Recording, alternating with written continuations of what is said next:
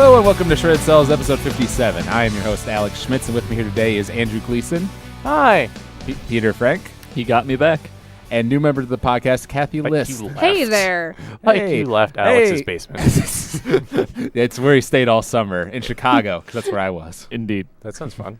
Yeah, man, it was pretty fun. You know, got to make a few films. Not too bad. Or work on a few films. I didn't actually make them, I should say. You didn't make any films? No, I did not. I know, disappointing. Alex, I am disappointed. So, yes, this is the first podcast of the new semester of school, my senior year. You know, very sad. Oh, yeah. Thanks. Yeah, now I'm very old. But as you heard, we actually have a new member of the podcast, Kathy, a new member of Tech Ed. So why don't you tell us about your year major and what got you into anime? Hi, I'm a sophomore, a marine biology major, and I actually got into anime through watching Yu-Gi-Oh! The Abridged series. Because I was like, man, this whole anime thing, I guess I could try it out and watch it without Little Karibo's, humor. And I guess after Yu-Gi-Oh! I just started watching some other stuff, and here I am now, a weeaboo. Yeah, nothing wrong with that. Yu-Gi-Oh! Abridged is my favorite Abridged series personally, even though Team 4 Star's DBZ is very good. But Helsing. I've actually been watching this one recently called Null Metal Alchemist. That's a Full Metal Alchemist parody. He's done that and a Danganronpa Abridged. Have you seen 50% off? I saw the first episode that was like 2 minutes long. And it was just a bunch of gay jokes over and over again. So I don't know about that. Is it good? Well, I guess as a fan of the show, it's probably a little bit better if you talking about animation we watched over the summer, I watched Free over the summer. I did. Oh, God. Here we go. Clara, another member of the podcast, had Clara been telling so me proud. to do it. Well, I told her, and she was pretty happy. Yep. And honestly, I think the man service aspect of the show is actually the worst in the first episode. Yeah. After that, it goes more into it's more of a character story about the friendship between these guys in this awesome, beautiful animation. It's Kyoto animation. And I've actually been watching the second season that's now almost over. That's been simulcasting on Crunchyroll. So I am now a fan of Free, I suppose. Congratulations, now Alex. you are I've free. lost my manhood. Yep, hand in the man card. Yep. Here you go. Andrew has it now. Finally. All right. I had to wrestle a bear to get mine. Well, mine It was actually easier. a lady in a bear Is costume. that how you got your beard? It just grew during the Oh, battle? no. That was birth. Okay. Good to know. From birth. All right. So in case you're listening to us for the first time, you'd be interested to hear that we are part of Tech Eds, which is part of AVW Productions, a media production organization here at Ohio University. We're here Tech Eds do all sorts of cool things with video games, movies, music, anime. We have a blog. We do videos. We got podcasts. We're pretty awesome. But we're here today You should do a commercial for us. Yeah, I'd be willing to. I mean, I've basically done it 57 times You at this really point. have, and it sounds the same every time. It You does. really could do Well, you've got a our good voice commercial. for it. Well, so. thank you. I try. It was weird, actually. When I was in, I was at somewhere I was going to get dinner from my workplace when I was in high school, and I was just at Subway, ordering a sandwich, and the lady behind me said, "You have a good voice for radio." I was like, "Thanks." You should switch. You should think about changing careers. Thank you, man. You ever for seen- voice work? I've actually thought about it, but it's hard to make a living doing radio or voice work. You ever really seen hard. that YouTube video? The guy in Cleveland who some radio guy went up to him, videotaped his voice, and he ended up becoming a famous newscast. You should do that. Just become a hobo Yeah. first, and then Just some news go guy will find start you. with And hobo, and then He got go. hired by the Yeah. Cleveland Cavaliers I mean- to be an announcer, and then he went to jail because he was a crack addict. I missed that part of the story. Well, of Skip course that he was a part. crass addict. I mean, he was homeless. He was homeless. Yeah. What do you expect? I'm from Cleveland, so I'm aware of what happened. All right. Well, that's the most sports news you'll ever get. I know, us. right? It was So- the crack addict part that drew me in. So- I worked my way backwards. Yeah. Getting back on track, we're going to talk about a little bit of news that happened over the summer. Obviously, a lot of things happened, but there are a couple of big ones. One that's relevant to two of the people here on the podcast is that there's a new Digimon series, a sequel to Digimon Adventure coming out. I love you so much. Little monsters.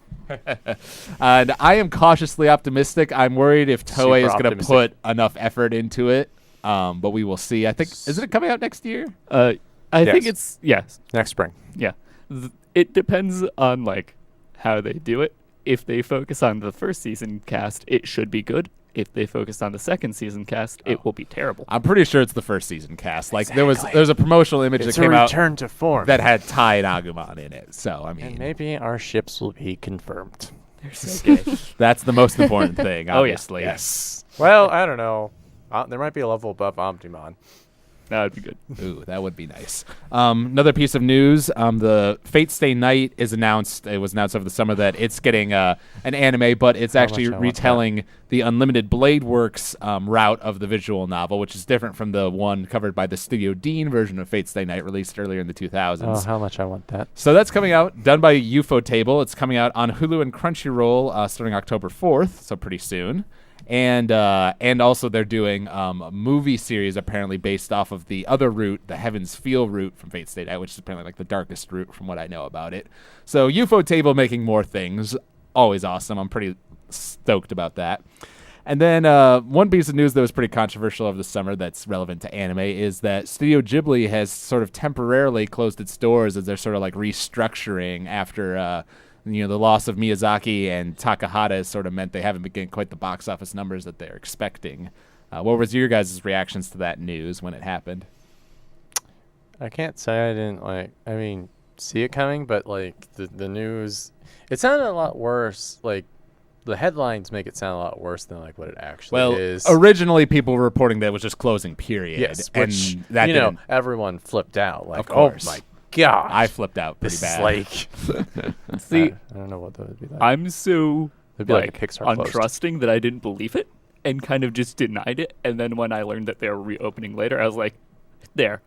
My distrust for society worked for me in this day. All right. And what about you, Kathy? Well, I mean, Did you not really hear about it? No, I didn't really. I don't know. Okay, fair On the enough. flip side- I'm the guy who checks Anime News Network daily, so I was on okay. top of On the that. flip side, does that do we really think that can they really recover from this? I mean, I know that they're like very talented people, but let's be honest, they lost Hayao Miyazaki. Yeah, Miyazaki, who was, I mean, for being really, really honest, the main reason people watch those movies. Well, it's true that he brought in the big numbers, but it's not as if other people besides Miyazaki have been making movies at Ghibli over the course of the many years. No. Now, in a lot of those cases, for example, Arrietty I believe it was written by Miyazaki. See. So it still has involvement, but it was directed by someone else. And actually, the guy who directed that released a film in Japan called When Marnie Is There. That's their latest film, and I'm actually really looking forward to when that comes out here, because hopefully it does, and that looks beautiful. The one worrying thing is basically what exactly they're going to do to reduce production costs, because they have been going on the system where they employ animators full time, and that's very different from most anime studios who just do it by contract basis. Mm-hmm. So we don't know if they're going to go back to that system, or are they going to start outsourcing things to Korean or Vietnamese animators, and if they do that, we risk maybe losing some of the quality Ghibli is known for. So we'll see. I just hope, as long as they keep continuing and continue to make movies, I'm going to be happy. I mean, that would be but good, I do hope they don't start outsourcing things too much, I'm just worried that this might be a loss that might tumble onto the studio just kind of fizzling out. Yeah. Well, how much of this is the studio and how much of it is just Miyazaki? well, Ghibli was originally created basically just so they could make these movies, and Miyazaki originally thought it was just going to be there to make Nausicaa, and then it would dissolve, and it was just going to be there for that project. And near the beginning, until Kiki's Delivery Service, it really was their entire success and future depended on the results of those movies, and thankfully they just did well enough that they were able to keep going. So when you have one box office, flop, and in this case, both Princess Kaguya and When Marnie Is There, they didn't do horrible, I don't think, but they didn't do nearly as well as Miyazaki's movies. So they can't keep the same staff and production line that they have been under Miyazaki without those numbers. It's basically simple as that. I'm just saying it could just be the end of. I mean, that would be sad. I would be really sad by that because they're really, really good at their jobs. But right. So we will see. I'm looking forward to hearing whatever news does come out of Ghibli next. And now we're going to talk about the animation we watched since last time. And obviously this is about what we watched over the summer. Don't have to list everything, but just the important things, because I personally watched a lot, keeping up with the spring season and then into the summer season. Most notably, like I said earlier, watched Free. I watched Spice and Wolf, Samurai Champloo, some ones I'd been intending to watch. No Game, No Life, which was a lot of fun. Bokurano. I also have this season been watching Aldnoah Zero, which is the one written by Genner Ibuchi and scored by the guy who did Attack on Titan, which has been really good. That sounds fun. And Zankyo no Terror, which is by Shinichiro Watanabe and Yoko Kanno, which has been really good, like That my also sounds favorite. good. Space Dandy Season 2 has been really good. Like, it's a lot better than Season 1, I think. They've upped the animation.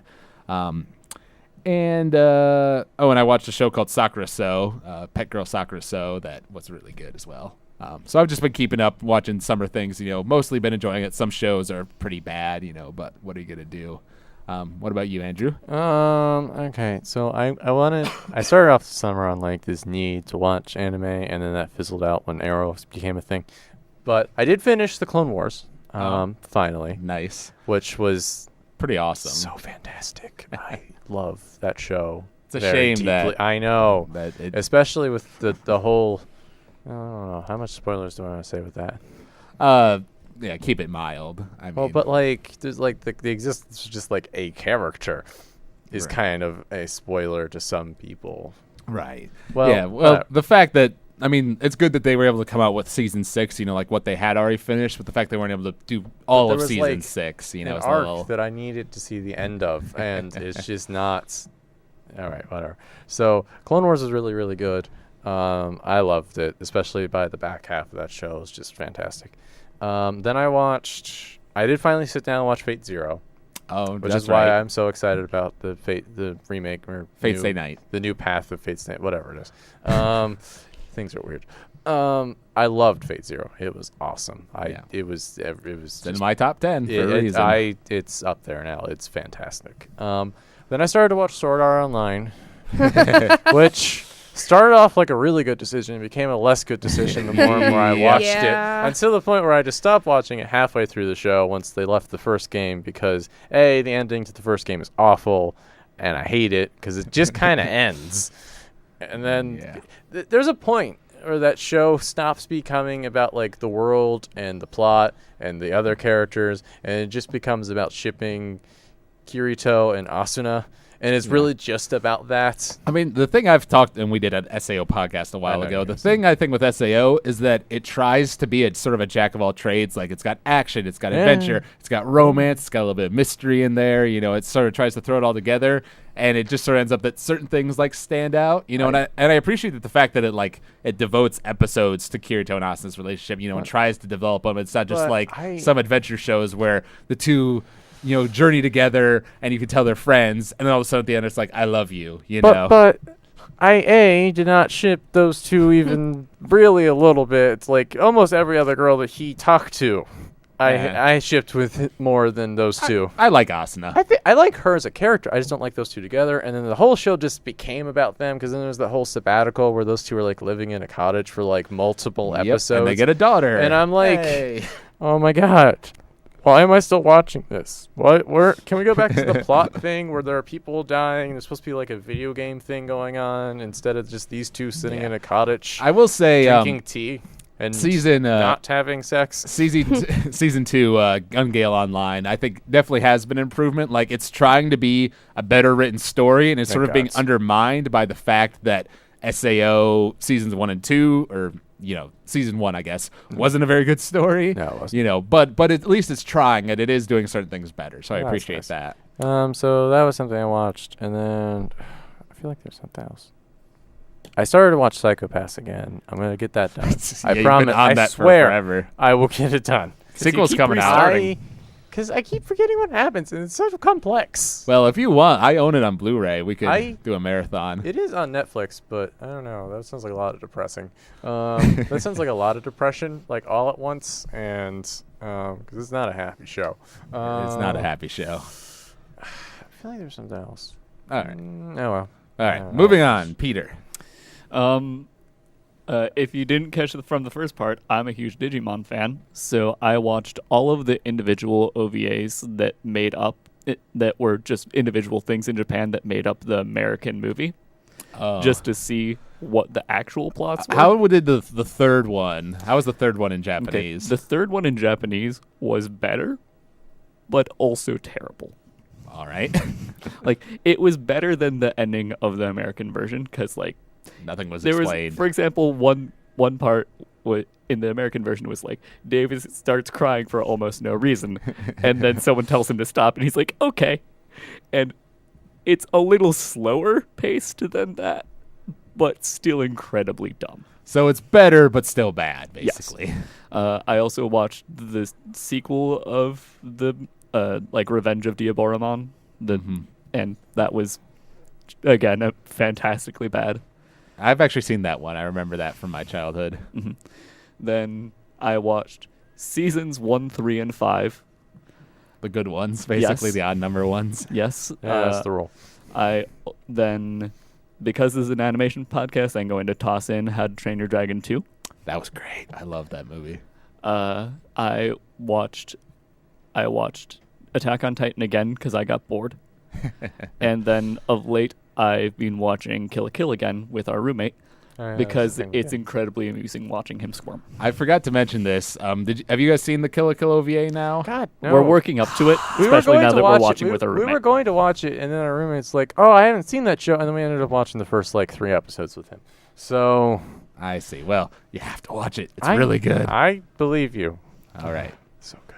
Anything else, Peter? Is that it? That's pretty much it. All right. And Kathy, how about you?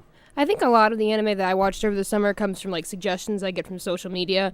So I watched a lot of the popular ones on Tumblr. I also watched Free Zenkyu no Terror.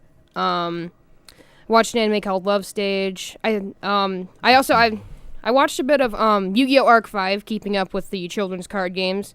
It was actually surprisingly good because it doesn't get to quite the creepy darkness level that Zexal did, but it's still it's not a joke like Yu-Gi-Oh! GX is.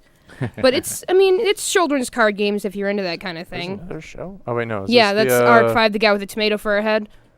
Wait, okay, what? I didn't. Okay, so there's the new apparently Yu-Gi-Oh! another one. So This is Yeah. after Zexal. Pendulum summoning is the new thing their kids are into. I don't even know what that means. I'm not quite I'm sure making either, it and I watched the Don't show. explain it. I just. I'm making it dirty. I still don't even know what More synchro summoning importantly, is. what does Pot of Greed do?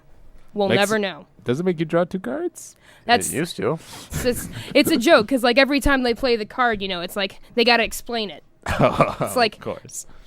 I think probably the thing that surprised me the most that I watched this summer though was Tokyo Ghoul. Oh, yeah. I've been watching that. I just found myself I was expecting sort of a spine chilling kind of creepy anime, but I got a lot more attached to the characters than I thought that I would.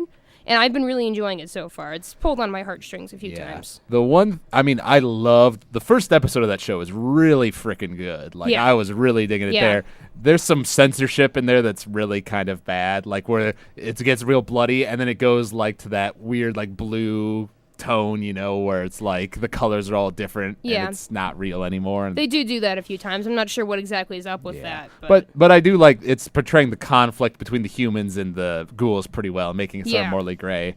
Also, I will say, if you've been watching Zankyo no Terror, today's episode was really, really good. I'm not quite caught up yet, but I'll take Okay. your word for it. That's my number 1 show of the season, personally. I've really been enjoying it. Yoko Kanno's score is absolutely amazing, to no one's surprise. All right, so we've gotten through the animation watch since last time. So I thought before we get into our discussion on Book 3, let's just give a quick recap of our thoughts on Book 1 and Book 2. We did this when we started Book 2 last year. We did sort of a recap of our thoughts on Book 1. Personally, because I rewatched actually both of these over the summer just for the heck of it, and I got the Book 2 on Blu-ray. For me, I actually like Book 2 a little bit more than Book 1 because I think Book 1's ending is sort of, Deus Ex Machina, kind of wraps things up a little too easily because of the fact that it was made as a 12-episode TV miniseries. Whereas Season 2, although it's a little rough near the middle, the ending is really good in that, and I really have no problems with the ending except for the Jinora thing. So that epicness just makes Season 2 a little better than Season 1 for me personally. Andrew, what would you say? All right. So Season 1, I really, really loved until the ending. Because I really, really loved him on. I thought he was a great villain. I thought it was because he was right. He had good point. He was very well justified villain until the ending where they took all that away. And I'm well, that was annoying. But at the same time, the season was pretty good. I liked Korra and that. Romance was but whatever. it was a kid's show. I was like, whatever.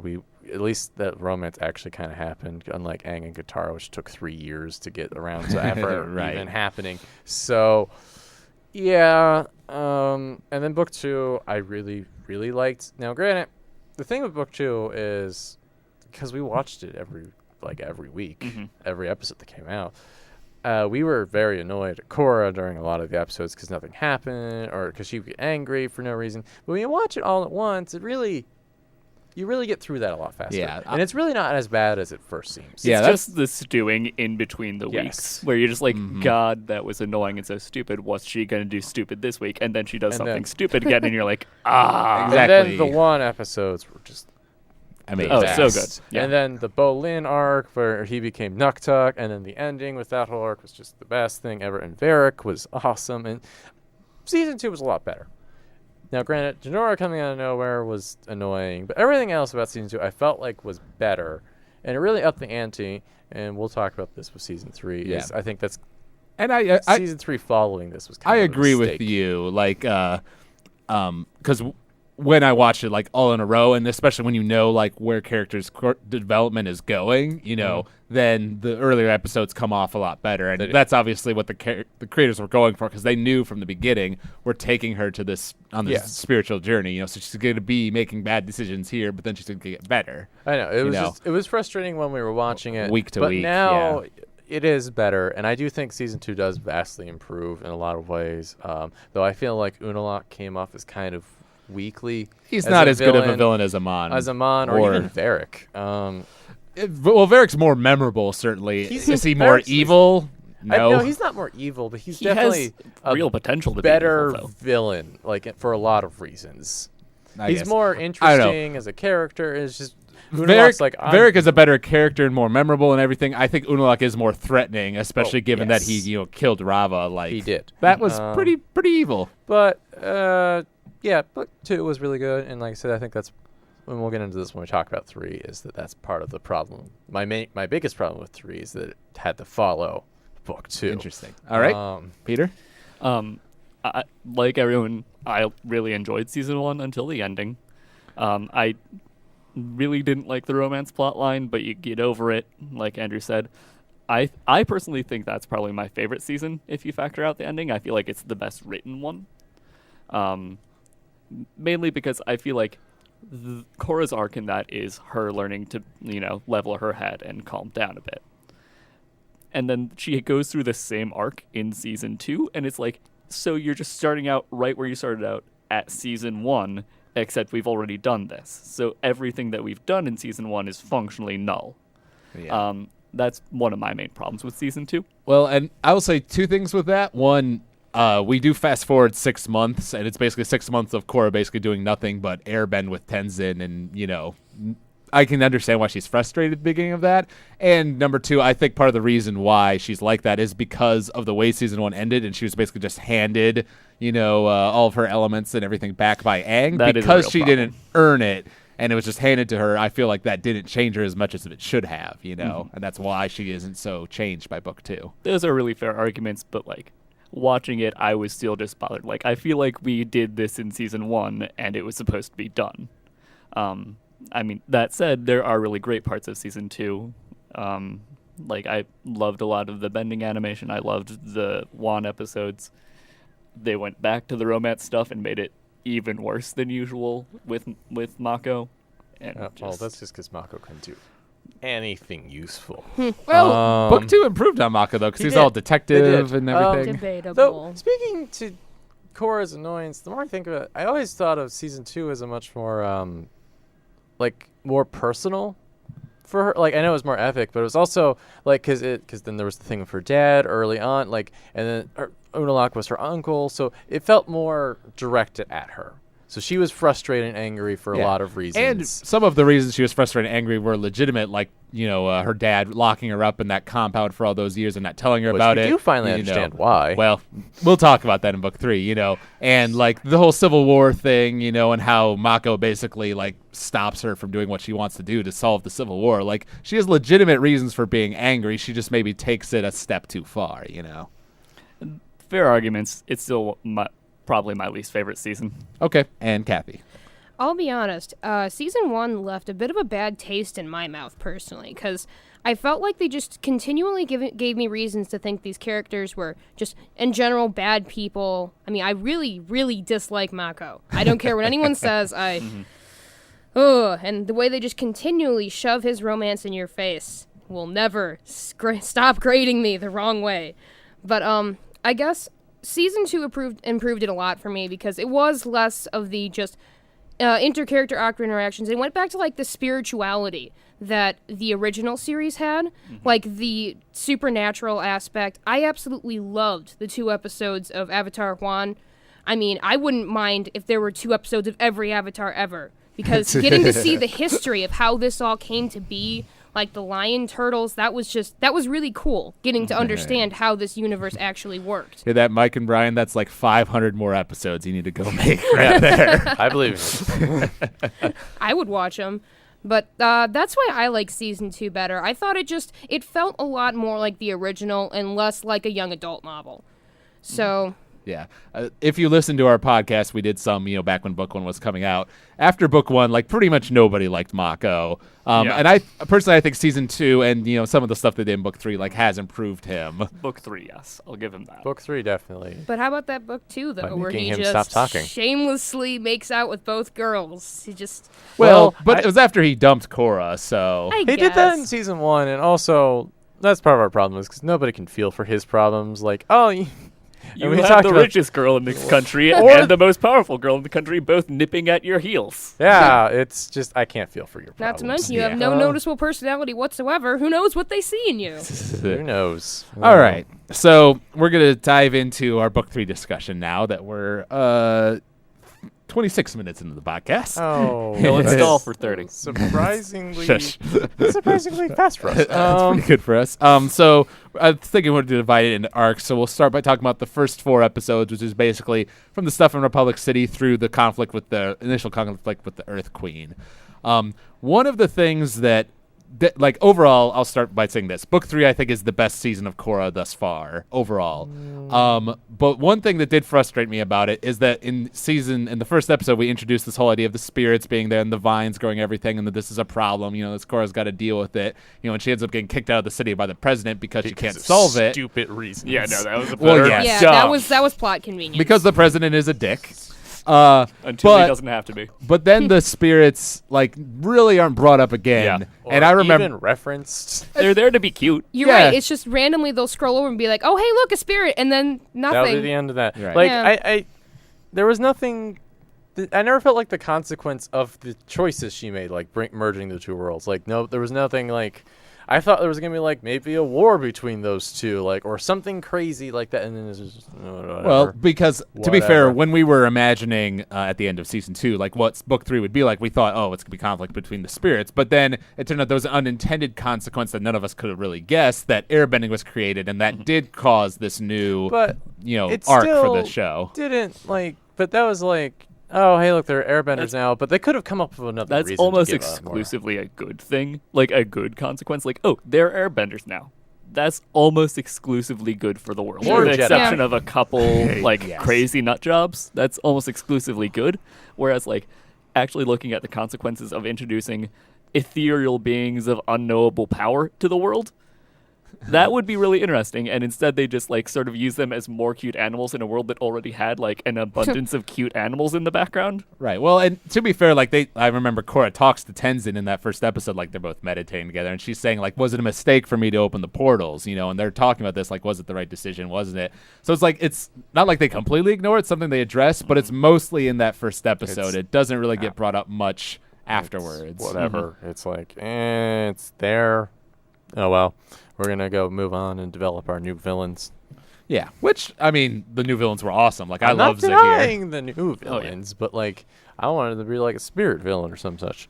I think one of the problems I had with the new villains is I almost felt like they were missing an episode.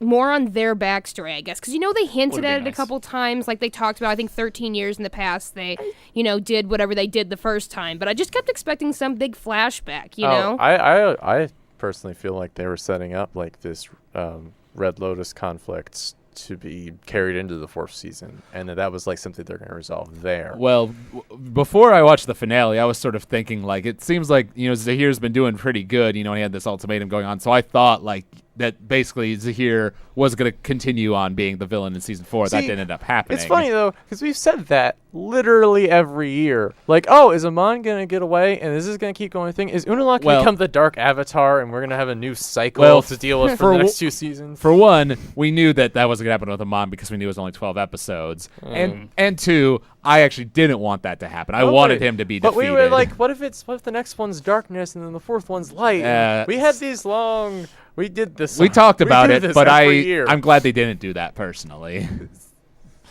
I don't know. That's just me, I guess. Overall, the first few episodes, like, it's good seeing... Korra was actually very reasonable in these episodes. I think she... especially when she was talking to the guy on the bridge. Yeah. She was really good.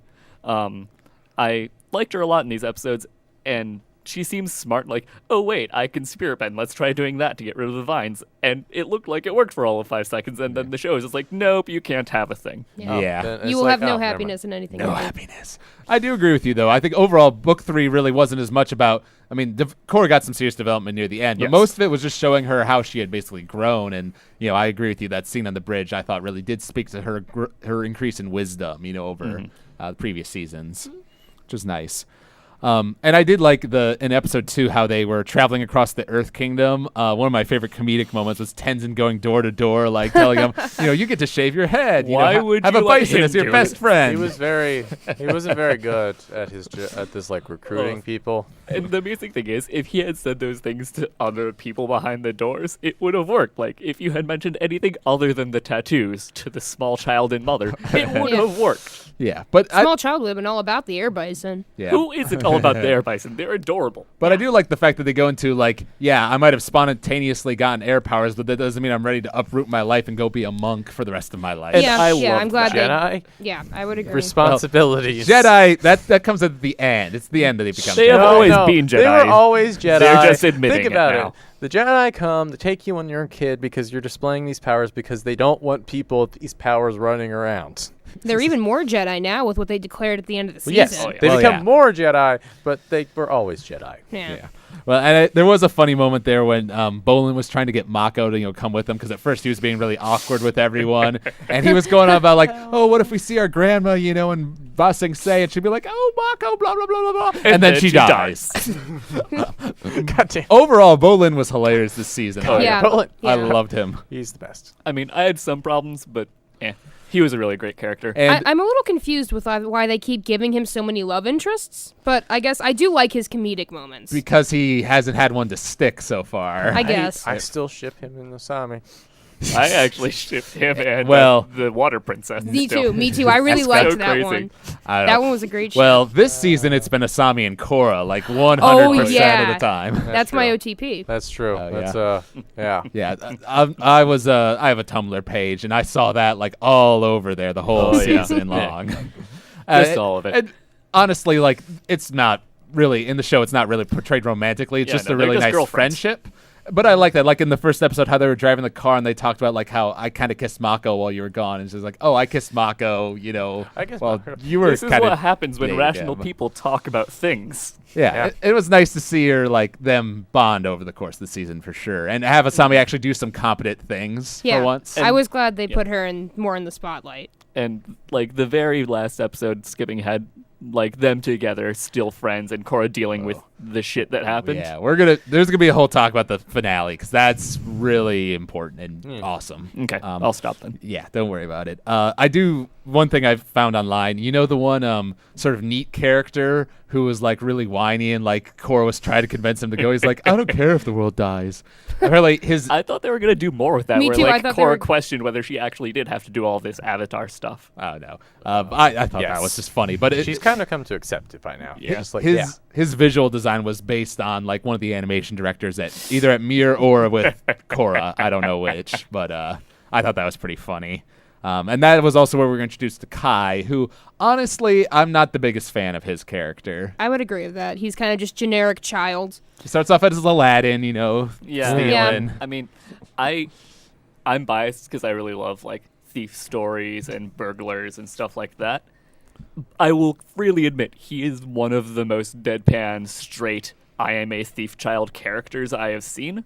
Like, I've seen a lot of them, and he is just the most generic one. I still love the character archetype. And to be fair, I mean, he was a thief in the those first few episodes, but then like by the time of the like when he was really Like, an he's airbender, still he the, puckish rogue. yeah, pickpocket. he's a rogue, but he wasn't like stealing anymore, and he actually showed some self-sacrificial like tendencies. So he we saw some character growth with him, but I guess he was just kind of bland to me personally. Honestly, overall, I think like book 3, like it introduced us to Zahir, who's like a really cool villain. But overall, I actually think book 2 introduced more like memorable characters because that had like Eska and Varric and Eska, all these Varric. sorts of things. Yeah, So I mean, many like good you can't even people. really remember the names and the other villains. Just like lava guy, water arm guy. Like, Well, girl. Actually, it's Minghuan, Gazan, and Pili. Oh wow, I'm Those are all impressed. names. I'm But, impressed. You got it. Actually, didn't know either of all the 3 other people. I remembered Minghua, Evil people. because that's a fun name. Yeah. Oh Fun wait, is fact, she the one? The Water Arms. Okay. She's voiced by Zula. Fun fact. And we'll. Yeah, I and, thought she sounded like And it. when we talk about it, well, she said like 2 things the entire season. We are so- going to talk about Zuko, right? Oh yeah, we'll talk talk about about Why it. are you doing this? No, Speaking of- we did. We speaking did. of the We were siblings. wrong. Okay. We were just Oh, we were wrong. You had a theory? Well, no, we were confused as to like because we thought he was still Fire Lord, and So we you were didn't confused understand why the Fire Lord was why the doing all Fire this Lord- stuff. We're like, you shouldn't be doing. He's like, this is my duty, and I'm But like, no, dude, really, he it's not. was really just there for fan service, if we're being honest. Like, well, he was. I was totally into it. It was. I mean, it was awesome when he showed up and he, had that one fight near the beginning. But yeah, near the end, it sort of felt like I'm just here to give you a little bit of advice and then run away. And then Except, go- like, there were all the episodes in between where, like, he would show up. It's like, are you going to do a thing? He's like, no, I'm just going to be old. Well, he Oh, did have the an old- effing dragon, which He I did mean, have a dragon. That was a do dragon. that, but and then Iroh showed back up again, so that Like, was. where'd that dragon come I, from? was, I pretty wanted to small. see a scene between those two, though. Think about Well, that. but you did Ooh, get sick her fur. saying like, I met Iroh in the spirit world. He's like, you met my uncle. He sort of has like this dumbfounded look on his face. I wanted them to be like at least like a tear or something. Like, oh my god, my uncle.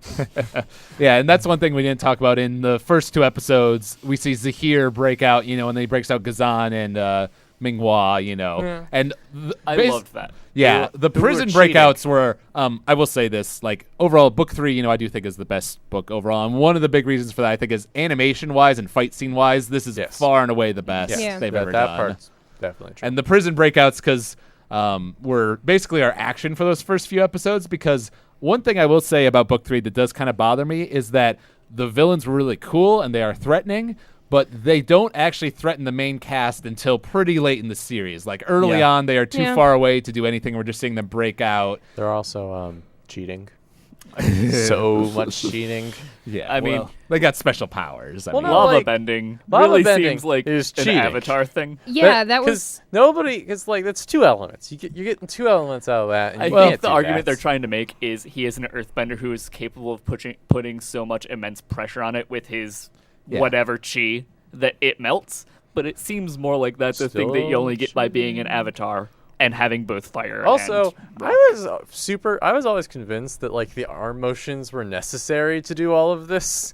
So they're all based off of martial arts. because they're So based it off, seemed and like you need your arms to do martial arts, as it turns out. So, why she has arms made of water? well, Yeah. they're replacements for her. But that isn't. but, I mean, how does she make them then? Yeah, how does she pull them to her if she doesn't have the arms to do Well, it? we've seen like we've seen non movement bending before. But like it's That's always always been been pretty small, simplistic. like small things. Like this is like a very complex Well, action. and it's think about Toph. She had a physical, well, Toph also disability. is cheating. So So yeah, exactly. She cheated too. She had a physical disability, but made up for it, by having this awesome power. It's the same with Minghua. She's lost. Maybe at one point she had her arms, knew how to bend, lost them, and found a way to Yeah, but, make like, the water arms. she's still cheating. Toph was still cheating, but I'm mostly bothered by the lava bender guy.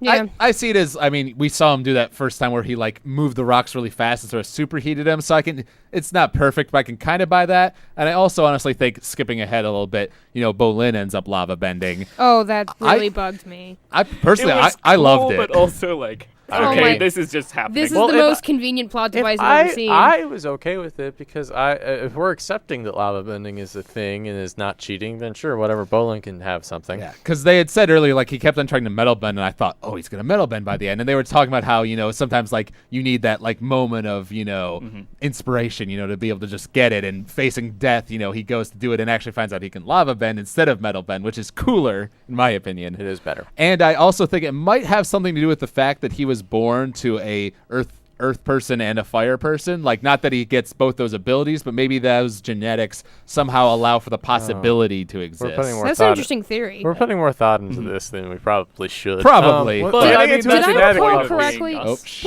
Sorry. Did I That's recall alright. correctly that towards the end of the final episode, Mako also lightning bent? Oh, yeah, he's been doing that forever. They can always do Has that. he? Yes. I might have could- just forgotten that. He did it in the Yeah, first because season. he never does it.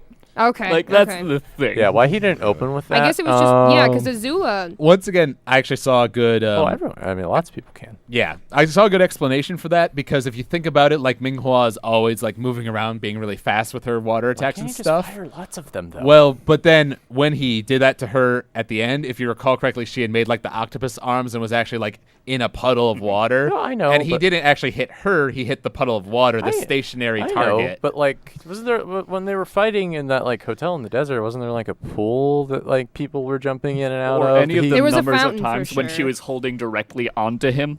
Yeah. Or really just keep. I mean, it's not like he's like limited on the amount of lightning bolts he can shoot out of his hands. Well- he could shoot as many as he wants. I mean, I'm sure lightning is pretty taxing. I'm sure it is too, but it's also Apparently, all it's it took also- was one, though. Exactly. It's also less taxing than being stabbed by an ice pick. So It's true. I mean, I know. I think that justifies it somewhat, in that like she was a I know, stationary but- target, bigger target being in that pool of water, so he had the opportunity to do it. I guess. But he probably at least should have tried and failed. Yeah. opening should he should have opened with that. And I then mean, even outside of that, though, he never even uses it just in general. Like, he never does. Yeah. Well, and I think they're making it so it's still like special because if he was just shooting lightning all the time, they'd just be like, well, now lightning is just Well, normal that's all- bending. well, then that's he all would have a Azula defining did. characteristic. No, she didn't. I mean, she lightning bent, but she usually would just do her blue fire. Yeah, the blue fire, like she's like that spit out of her mouth scene that I see gifs of all the I think time. lightning should still be a pretty special thing. Even though it is now more common in Korra than it was in the Well, Age of conversely, Avatar. because now all of the weird types of bending have come out of the woodwork to make Yeah. special appearances and plot points. And I saw a thing like with Brian and Mike talking about that, like basically, over the course of 70 years, like the things that were so rare back then have now become commonplace because they've become more known, and people can actually practice them and know about them and research them, So it makes sense that 70 years later, these things have developed. When they Yeah. crashed in the desert, I thought Korra was about to start sand bending. That would have been kind of cool. Yeah, but it might have been a bit of a Deus Ex Machina for her to suddenly be like, I can sand bend. Yeah, yeah. Well, she's the Avatar. She can do whatever she wants. True, but like Aang eventually was able to do it, but it took him he practiced off screen with it apparently. Well, she could have practiced off screen. They were just chilling out there for a while, so. I Yeah. suppose. We have jumped like significantly Yeah, ahead, though. Going back, 3 and 4 are like the Earth Queen episodes in Ba Sing Se. Just like the first time they went to Ba Sing Se, where the government's corruption evil reigns. and corrupted. I know, Yeah. it's like, apparently the Earth Kingdom just has some real problems with not picking the best rulers. Well, it's a Well, monarchy. It's a monarchy, so they Yeah. don't pick Yeah. anybody. Well, so, it depends because you have the Earth King back in the day, and he was just kind of stupid. But once the Dai Li got out of there, he was actually a pretty competent leader. But then she's his daughter, I think. she is his daughter. She ate his bear. Yes. Oh yeah, I remember that. Honestly, because I remember it, because occasionally I would look on Tumblr and things like that, and everyone, it's like Earth Queen. Okay, you oppress your people. Been there, done that. You kidnapped these airbenders. Been there, done that. Episode 7, we learned you ate Bosco. You evil. Like the fandom just went so they started hating her way more than anything else she could have possibly done. She ate Bosco, and I saw so many things when she ended up getting killed. Like, this is for Bosco. With Zahir saying stuff like that. It was great. It was good there. But those episodes were cool. It was nice to see Mako and Bolin meet with their family. Little convenient. A little Yeah, convenient. yeah. Big city. And I feel like that's another plot thread it's kind of nice to be there, but didn't really go anywhere season wide. Maybe they'll come back next time. Like, Yeah, they but- come back at the very end, but not a whole bunch. Yeah, they don't Yeah. affect the story. I mean, was- Grandma's kind of funny, but that's it. It was there to give. Well, That they rat haven't. and dog thing. They hadn't. They really didn't do much with Mako at all this year, other than occasionally have him shoot fireballs and then one lightning bolt. Yeah, well, and Mako and Bolin was there to say funny things, and he did that, and he had the lava bending arc, and Mako didn't really have as much of an arc this season. Arc. Yeah. Lava bending wasn't much of an arc. Well, Yeah. he had to like. Well, if you factor in find the the trying special- to metal bend. Exactly. then Yeah. that's- Exactly. Bolin did have some development this season. I think. And he had Opal, so he got some focus. I have Yeah. a lot of things to say about Opal. I'm eager to talk about Lynn's arc. Fine, let's talk a little bit about Opal. Personally, I like her. I mean, she's nice, and honestly, I ship her and Bolin a little bit harder than Eska, just because Opal's nicer than Eska, and I think the two of them might work out better. They're so cute together, But- and also Bolin deserves to be happy. Well, he was happy with Exactly. Opal. She is maybe a little bland. Like, she's nice, but she doesn't have any other personality quirk beyond that. I don't know. I mean, if they weren't busy doing the whole Lynn thing, I think it'd be interesting to talk about like she lives in the Metal Bender City. Her mom's like the head of the Metal Bender City, and yet she's an Airbender. Isn't that a little It bit could have strange? been interesting. A little bit like, hey, child, that's slightly disappointing to me. Well, I mean, I guess we didn't really know what her like special thing was because all her kids had like their talents or whatever. Well, yeah, but before this, then she was just a non-bender, born to the metal bending governor person thing. Yeah, I guess so. So I mean, she was just whatever. It could have been something the interesting. disappointing kid. I guess. Well, and you saw like that Sue was kind of overprotective of her, and things like but that. if there was something more going on with that would have been like better for her. And it would have made her a far more interesting character than she's the nice girl who just kind of automatically liked Bolin and then automatically was in a relationship with him. Everyone automatically likes honestly, Bolin. I kind of like that it didn't take a lot for her to like Bolin because he's generally a likable guy, and why 'Cause Korra didn't get it's- with him back in season 1. Yes. Just meh, meh, meh. Okay, see, because people like Bolin because Bolin's likable, and also I appreciated it because I didn't have to spend a half a season waiting for these two to finally get together in the will they, won't they thing, because that gets on my nerves after a while. But just like, oh my god, you two are people who are like behaving rationally and just like liking each other, so that's nice. That's fair, and it's the most like excusable example of this, but I still see it as an example of something I saw a lot in this season where things just kind of happen. Like Lynn just sort of gets over her problem with her sister. I do have a problem with that. Opal just sort of likes Bolin automatically. Korra just decides that she's going to leave this, like, she's not going to fight leaving the city and she's just going to give up on the spirits. A lot of airbenders just get it. The kid just gets up, like, just finds a bison out of convenience. Bolin just learns lava bending. A lot of stuff just happens, and there's no, like, explanation or build-up. It's just, oh, that happened now. Well, I as I explained earlier, I think the Bolin lava bending thing did have some development through the metal bending stuff, and the fact that he was trying to master a specialty other than earth bending. It's just basically he was trying to master the wrong one. But I was reading this person's review of season 3 overall, and they said basically season 3 is the best season of Korra so far. But their criticism was sort of like you, that they basically tried to pack so much, tried to pack a season of Avatar of 20 episodes into a 13-episode season of Korra. Mm-hmm. And so because of it, things weren't developed as much as they should have been, and they were a little rushed. Mm-hmm. And I can sort of see that, with some of the things you were talking about, especially like Opal, it was maybe a little rushed. Katara just like this is another one that's more acceptable because the Avatar is inherently better at bending than most people, but she just gets metal bending right off the bat. Yeah. There's a lot of stuff that just happens, and I'm like, that's fine. That's kind of lame.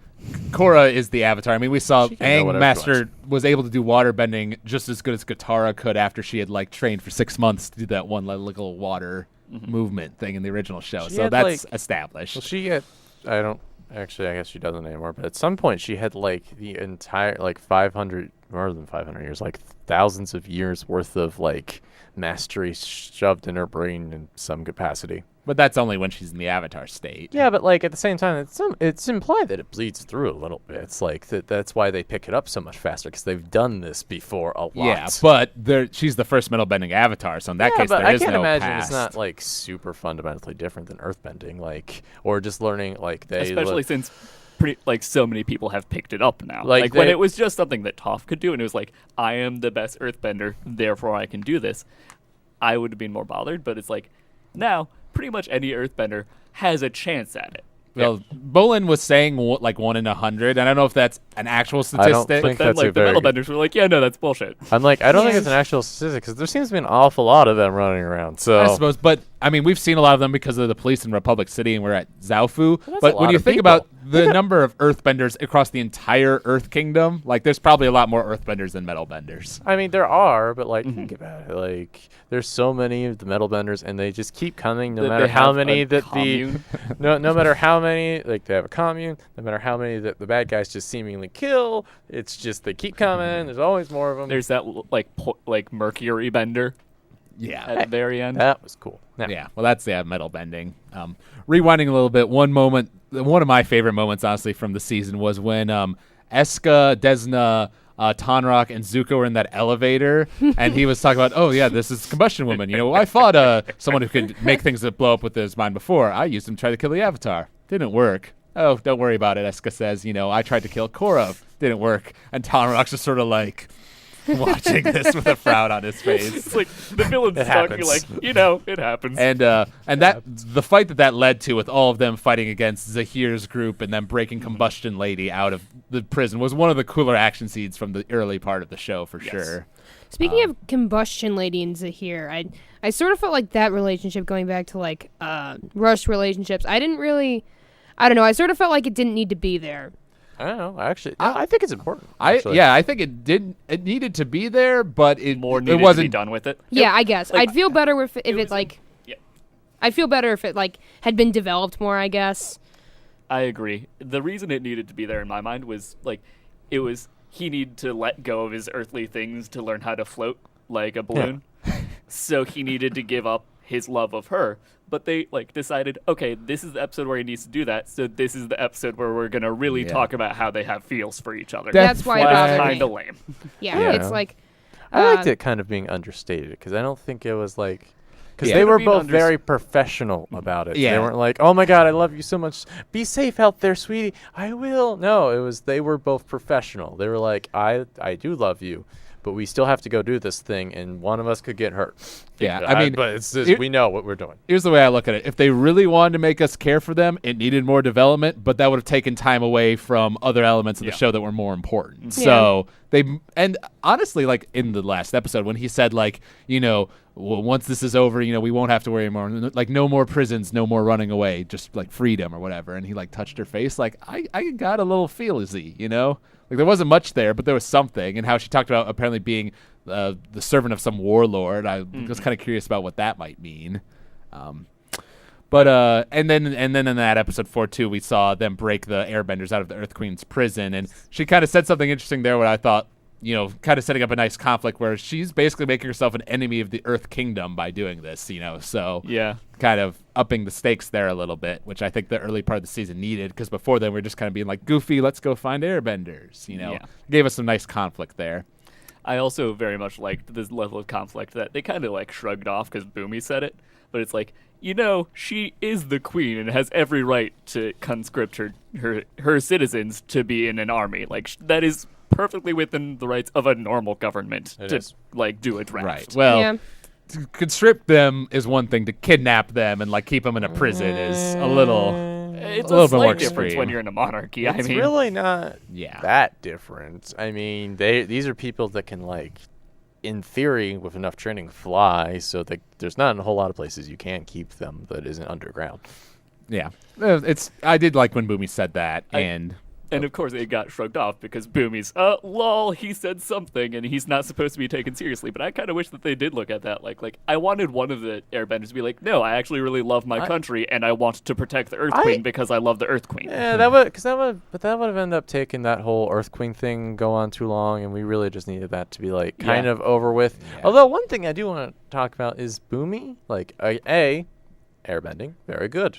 Nice to see him going more stuff with his character. He's really funny. How did he become the head general of like the United Nations Army if he's such an idiot? well, I think what we saw from his big moment from book 2 is that he's not an idiot. He's just like he's actually really charismatic, and like when he's in a fight with a normal human being, he can probably win. Like how he was throwing those punches and threw that knife at the spirit and stuff. Yeah. And you know he knows things about tactics. You know. But like, half A of lot his of his plans tactics are involve really shitty. stupid things, though. Yeah. I think some of it might supposed to be like that blind luck element, like when he rescued them all and they were all captured. He takes out the whole camp because he accidentally sets off one of Asami's war machines. But that's not like. How did he become in charge? Get to the point where he is now in charge of like the United Nations military forces. Like you have to be like lack of options. actually good. But like Zuko's kids are apparently really, really good at their jobs. Well, grandson. Well, I his know it's grandson is very good at his job. I'm sure his daughter could have done it very well before but she was the Fire she's Lord. Fire Lord. She's now kinda she's busy. Fire Lord, being busy, and Zuko's apparently old enough and retired enough to just go do White Lotus things because he's totally a card-carrying member of the White Lotus now. Which, Yeah. are we gonna talk about that now? The Red Lotus thing? Red Or Lotus are we thing? not Well, there yet, or do we want to talk about? I Lin wanted to first? mention just one thing that we had brought up earlier, that in this part is where it's explained that these guys were involved with they came to kidnap Korra before, and that's why she kept them locked up in that compound. We were right. And yes, and they had a theory in book So 2 right. that there was some reason why that Korra had been locked up in that compound. I said that. Well, but that wasn't. It wasn't that was not relevant at all to book 2, and honestly, it's I am kind of aware. a retcon. I don't care. Still right. See, I just like that they explained it because otherwise it was just dumb. Like the point of the Avatar is they see the world, and you're keeping her in a box. Why didn't Tanrak bring that up as a defense when Korra was getting pissed at him in book 2 about it? Oh. They were locked up. She was in no danger from them at that time, so we had no reason not to tell her. It's because the writers hadn't thought of it yet. Because Tanrak is because they didn't want to tell her because these people were not supposed to be perceived as a threat right this second. So 'Cause they're it's like, not- whatever. Plus, there was more important things to do. It's So not important that the Avatar is aware of the things around her. I know, right? But still, right. Okay, fair enough. You guys were right. It took a whole another season, but you eventually got something right. I'm okay with this. Hey, We're fist bumping across the table. we were right when we first, because we were right in the second season too, because we said that, oh, I bet it pissed off Unalaq, who was like, I'm the most spiritual person ever, but my idiot heretic brother had the Avatar as a kid. And they brought that up. We were right about that too. We were always right. You're always right. Fair Always enough. right. Okay. You go have your little party over there, Andrew. Your right party. Yep. Talking about episodes 5 and 6, those are the Lin episodes. You sound like you had some things to say about Lin's backstory. Well, Toph was my favorite of the original characters, so I was automatically tuned into Lin when she came on. And I do like to see, like, the parts of her mother in her, you know, that she's sort of standoffish. And I like to see her get that developed a bit more here, where she did open up to her sister and, like, she got to be, you know, a bit softer, sort of in a way that, like, Toph had to go through, too.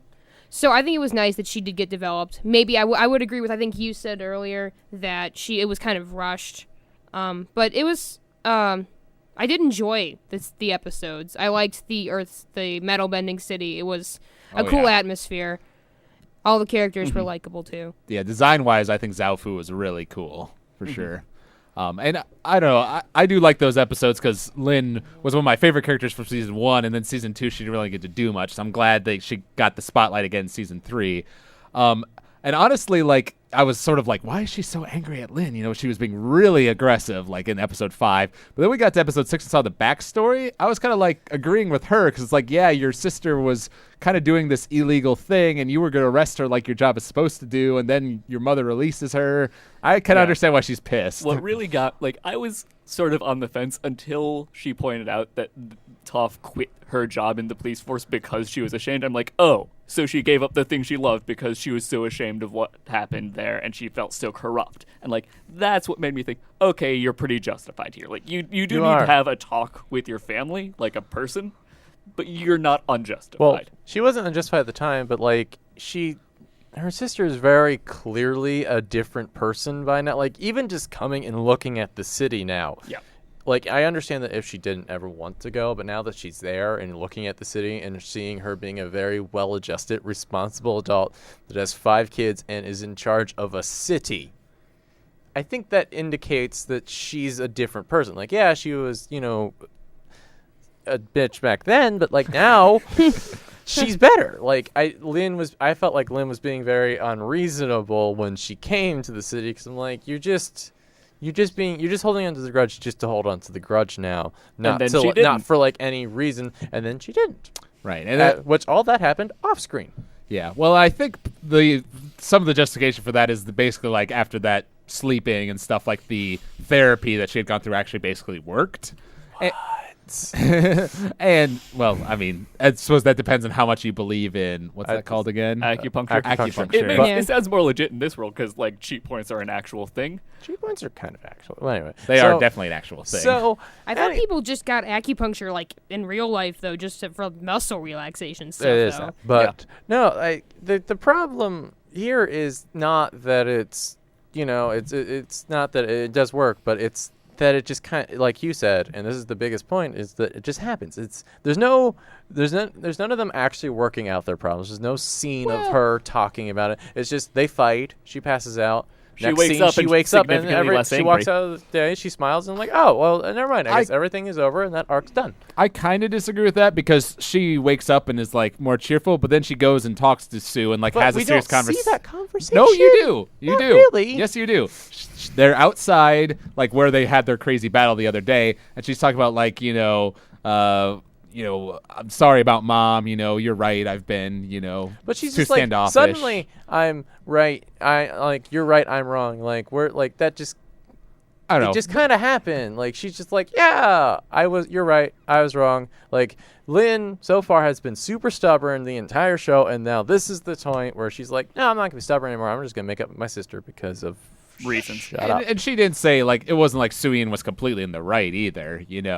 They she admitted like, yeah, I'm sorry. I know I was a jerk back then. And we acted kind of childish. Blah blah blah. I know. I wasn't bothered by it as much as you guys. I didn't think it was so rushed that it was unbelievable. I'm not saying it was so rushed it was unbelievable. I just feel like it needed more time, and I feel like the whole time we've been saying X needed more time, and maybe this season just needed to be longer.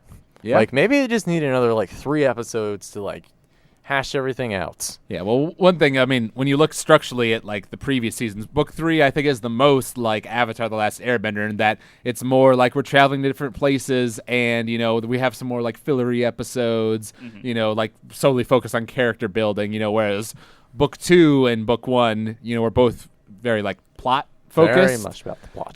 And that's, like I said, in certain ways I like Book 3 better for that reason because we did get like more character development. It was nice to sort of have those slow down episodes. But at the same time, I do like with Book 2, one thing I like about it is that there's a constant threat. Like we have the spirits, we have the Civil War, we have Varric, then we get the Wand stuff and Vatu, and then there's the finale episodes, which really amp things up. So it was a constant feeling of like we are moving forward and there is constantly something in the way of our protagonists getting what they want. Yes. Whereas with Book 3, they were just sort of doing what they want, and then they had the thing with the Earth Queen, but then these episodes didn't have anything to do with aggression against our protagonist. It was just this character conflict with Lynn and her sister, and then episode 7 was the silly airbender episode, and then episode 8, finally the Red Lotus shows up, Yeah. Yes. I will say, 8 to though, 12 one of is my just- favorite portions about this season is they allow for minor successes. So, like, okay, we won. We got the airbenders out of prison. Like, go us. Nothing bad happened there. We won. Like, that's a minor victory that made like the show seem happier in general. Yeah, compared to like Book 1 where they constantly lost the Equalists, basically. Yes. I could see that. Also, one thing I loved in this episode, obviously, Varric coming back was just as funny as you would imagine he would be. Varric, I just wish he had more to do. He shows up with the suit, and then the suit doesn't do anything. I want him to fight something in the suit. Yeah, I wanted him to be Tony Stark Iron Man. I know. Yeah. He did say something cool, though. He was talking about the magnetic railway. I bet you that's going to come back Monorail. in the future, like maybe like in the epilogue of Book 4. We'll see like that's something that's revolutionized travel within their Avatar world because that's like a big deal, And he is a great character. I feel like I smile every time he comes on screen, like just how lively he is, I guess. Everyone else is so sullen and sad, and Varric just comes on screen with some stupid invention or idea. Hey, remember that thing that I totally did to you, Mako? Maybe someone's doing that to this guy. Yeah, I like that when he was like going on about that. Like it worked. I did the same thing against you. He's like, yeah, you did. Yeah, it worked better when I did it, too. Eric was kind of, poking that in Mako's face. And episode 7 was the Airbender episode, kind of that one-off.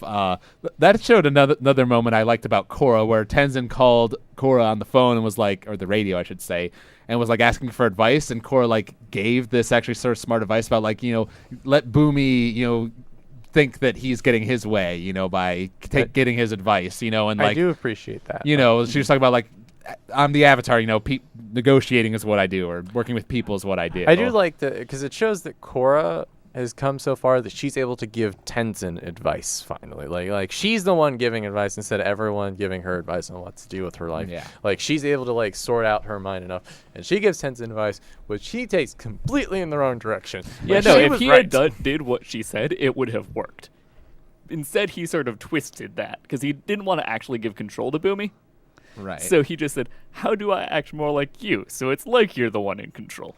Yeah, well, Boomy should have realized that telling him to basically be a drill sergeant was going to backfire big time. Well, Boomy's a dumbass. Boomy is an idiot. Like, we've established this. So, yeah, Boomy was not going to figure that out. Like, had Tenzin actually listened to Korra's advice, then, yeah, this would have worked out a lot better. Yeah. And we also had some development this episode with Jinora, like, talking about how she wants her airbending tattoos, thinking she's a master because she's done this one spirit technique, that lets her essence transfer or whatever that's called. I guess that's what that is. Whatever. Spirit projecting. That's what I think guess they're calling that's it. what happened to her at the end of the second season. Yeah. I didn't really like the whole suddenly Legend of Jinora thing. Like, I guess it really did come out of left field, and I don't like the way she brags about it. I don't know. I mean, Book 2 built her up like that she was going to be this more important character, and it's true that by this point she probably has mastered all like the forms or techniques of airbending. Like, she's not as good as Tenzin, obviously, like at fighting, but she's A master. competent enough, and she is way better at spirit stuff and has done the spirit technique that's like a combination of spirit stuff and airbending that like no one has ever done before. So I think like because part of the Aang got his tattoos because he invented that air scooter thing. So if she invented this, spirit technique, then technically that should qualify her on its own. I'd sort of forgotten that Aang had also gotten his tattoos at such a young age. I guess that makes it just felt like she's like probably about maybe 10. It seems like she was so young. I think she's more like 14. Like she's the oldest of the kids for Yeah. sure. Of his 3 kids, I should say. I'm not incredibly fond of the fact that they've decided to make her the one child that actually matters. But since they decided to do that in season 2, I'm glad to see them actually going somewhere with it in season 3 and not just dropping it. Like they're actually dedicating time to no, you're going to be an actual character. You have goals and desires. You want your tattoos. This is why you can't get them. You have an arc. Yeah, and although I didn't like Kai that much, I did think his relationship with Jinora was a little cute. It was, yeah. Yeah, I was shipping it a little bit.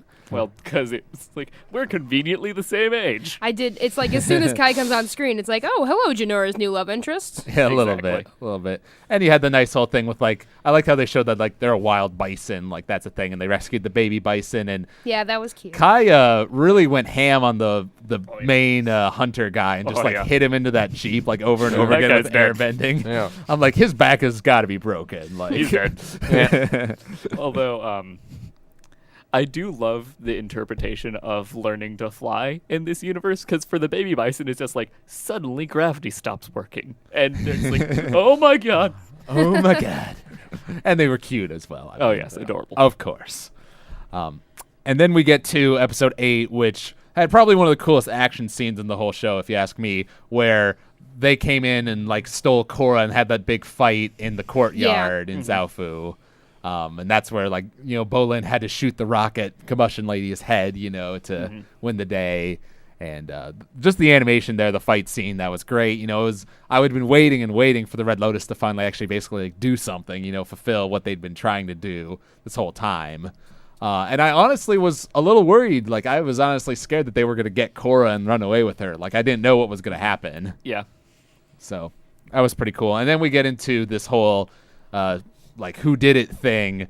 And honestly, that was part of where I was starting to suspect Sue being part of the Red Lotus. I really I wanted that suspected to be Sue true. too. We still think that. And I maintain it. Yeah. And that's I thought that was why they were leaving Opal so undeveloped. I wanted it to turn out that she was going to stab Bolin in the back. Oh, I don't know. Yeah, it would have been a cool development. That could have been interesting because I mean, then it became pretty obvious pretty quickly that Aiwei was the one who was, behind it Yeah. all, like the still- truth seer thing. It could still be. But then Sue's like, I'm going to distract my sister so that she's not paying attention, and then I'm going to send you in a direction that is clearly very dangerous. Yeah, that's what really made me start thinking that Yeah. she could be evil. And excuse me, the whole thing, but basically, like, she totally stops the Red Lotus at the end, though. So the only thing I can think of is that maybe there's division within the Red Lotus, and some people don't agree with Zahir's plan, or B, maybe she was scared because Opal was in danger, being captured by her, and so she was willing to, do that in order to save her. Because fans have been speculating about this a lot, and there's actually a picture in her office of her with that circus troupe, and it shows. If you look in close, there's a bald man that, like, Sue's sitting on the shoulder of that bald man, and he looks an awful lot like Zahir. And, like, in Iowa's office, he had, like, this desert jar, and she had mentioned that she was in the desert, during her travels and stuff. So all those things seem to point that there, like, might be something going on. Mm-hmm. So I don't know. It still could be a thing, but I'm doubting it more after the season finale. The one justification I would have is, like, she is a plant within the ranks of the Avatar. Like, she is, a spy. And it was decided at this point, you know what? He's screwed. Zahir's just not going to work out. Let's just, cut our losses and make sure that we keep our plant. It did seem that way because, like, I felt like by the end, it was pretty obvious that he was beaten. Like, especially by the end, when, like, any possible suspicion of her being a Red Lotus agent ends up being dissolved. When she, we're jumping ahead here, but, like, when she saves Korra. Right. Mm-hmm. But it's over by that point. Like, so, her not doing that directly points out directly leads to the suspicion of her. But then somebody like, well, why can't you save her? And she was like, Mercury doesn't work.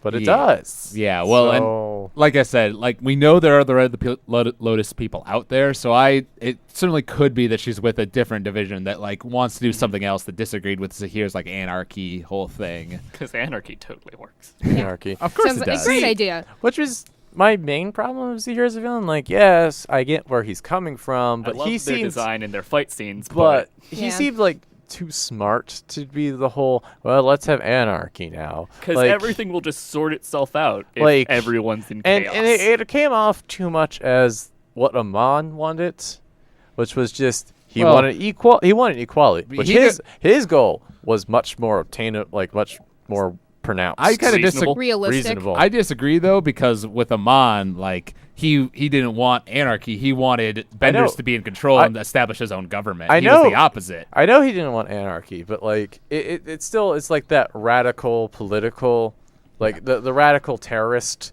kind of thing. He came off and he's like a really smart terrorist guy who, like, clearly has, like, an ideology to bring to this, but Zahir's falls flat because anarchy just doesn't work in any conceivable way. At least Amon, like, came with a plan.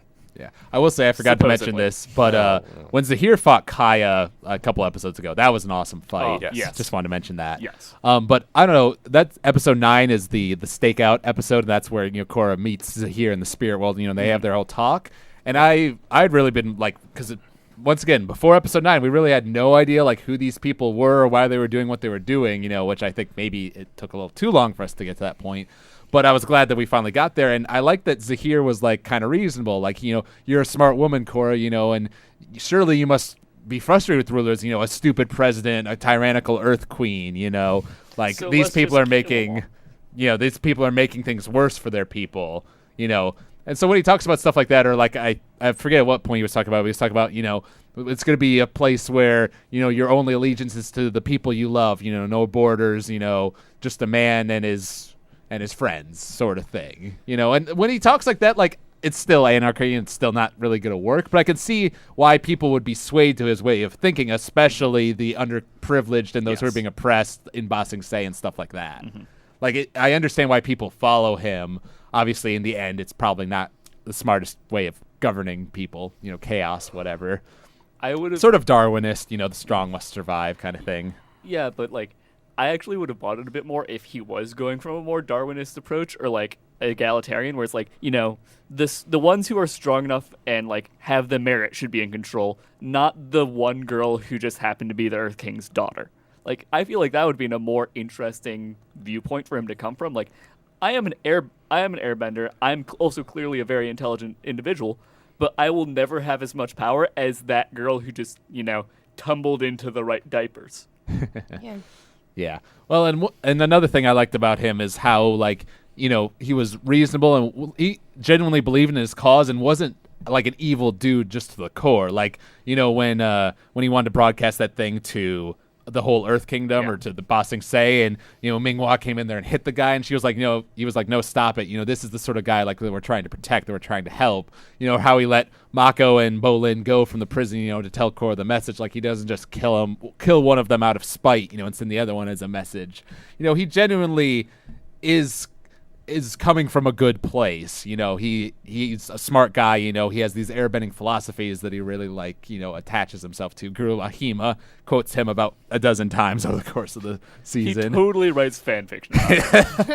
He definitely does. That's for sure. And then Sure was Guru lucky Lahima. that he got airbending after all those years of studying. Convenient, I guess. Yeah. Yeah. But and the fight that happened there between Minghua and Gazan, between Mako and Bolin, as like that whole conversation was going on, was another like really awesome fight. Studio Mer showing off their chops, and ended with a really nice cliffhanger, honestly, where you thought Korra got captured, but then she turns out she got captured. She and Asami got captured by the Earth Queen, not by Zahir, and she was in like that. What do you call that? Straight jacket? Straight jacket, yeah. I love that because it brought, I never expected the Earth Queen plotline to come back, and then it did. I'm like, holy shit, you guys can almost write. Yeah, well, it's like the Earth Queen, that is an actual threat. I mean, we saw the wanted posters, Yes. Of their faces too, and then we get into episode 10, which is the one with one of the best scenes in the show for sure.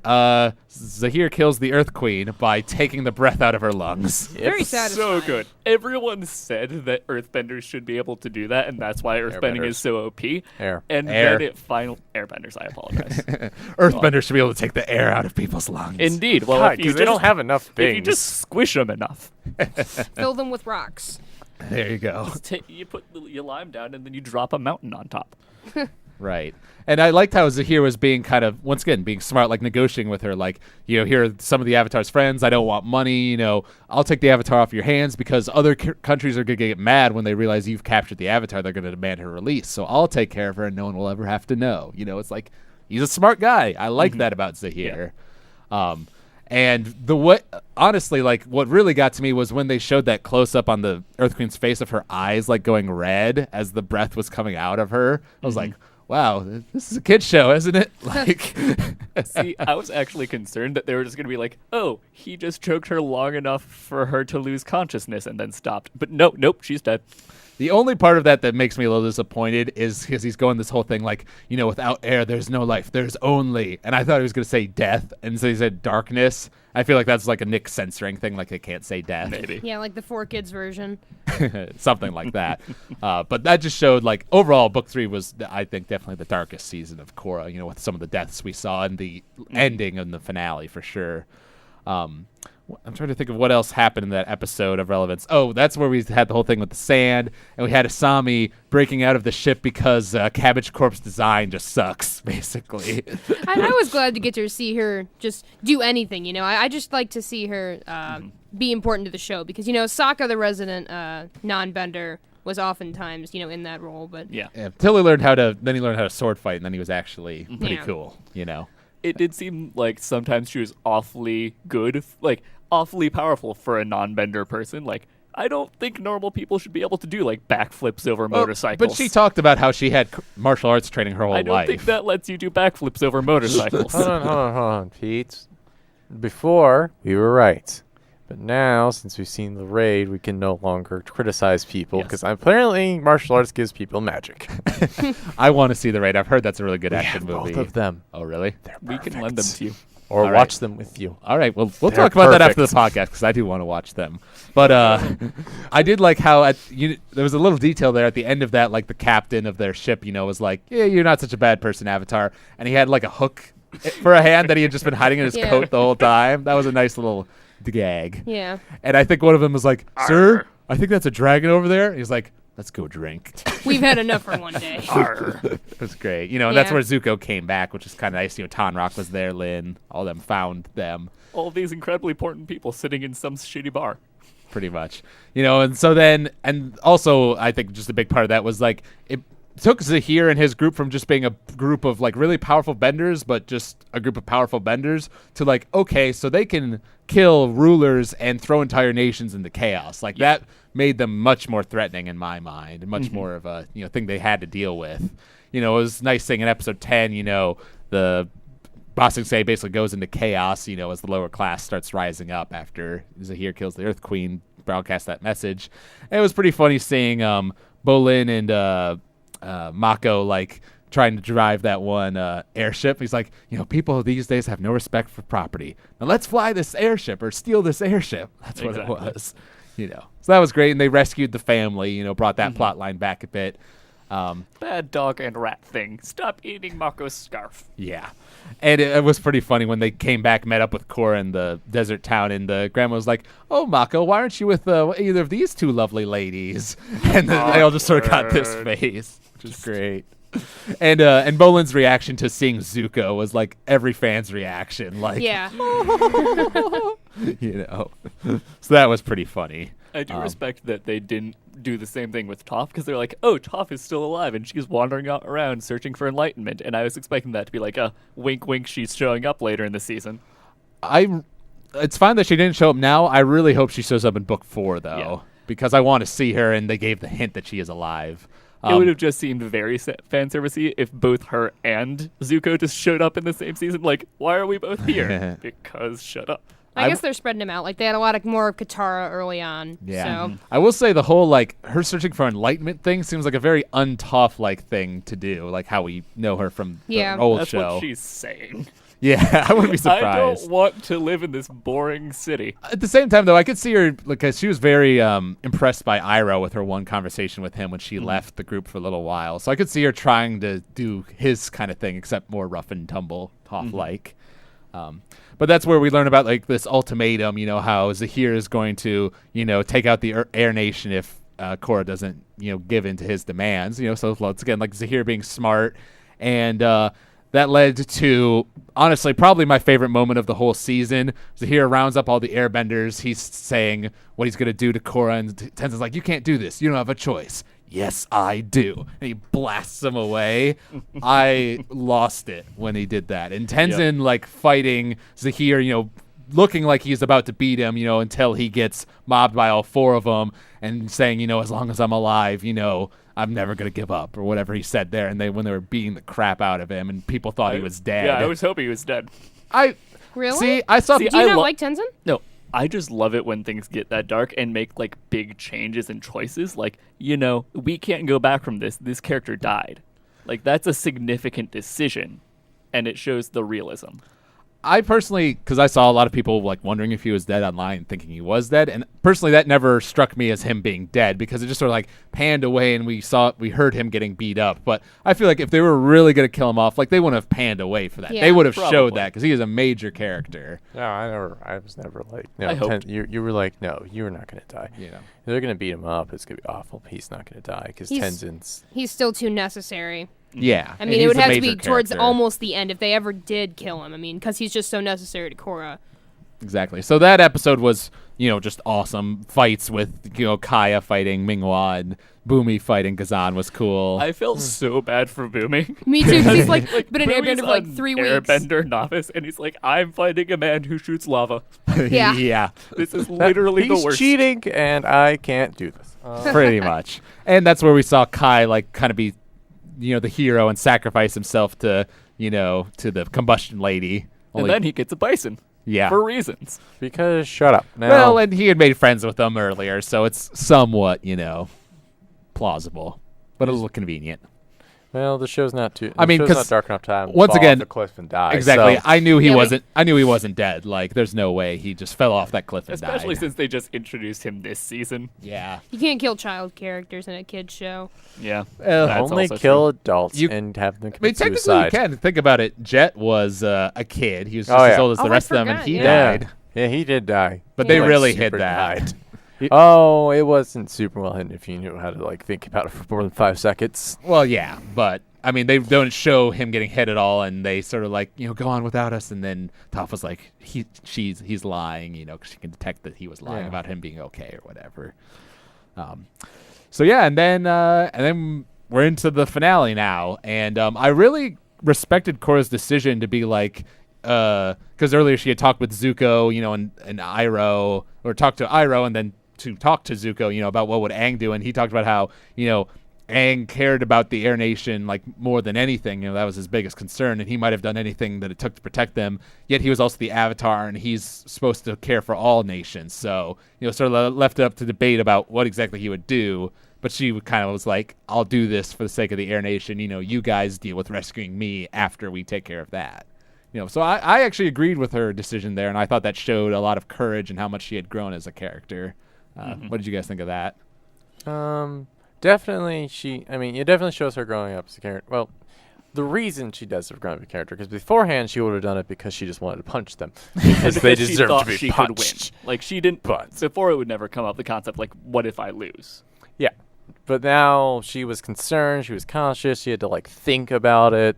So that does the reasons why she does it does show. But let's face it, she would have always went, and she was always going to go.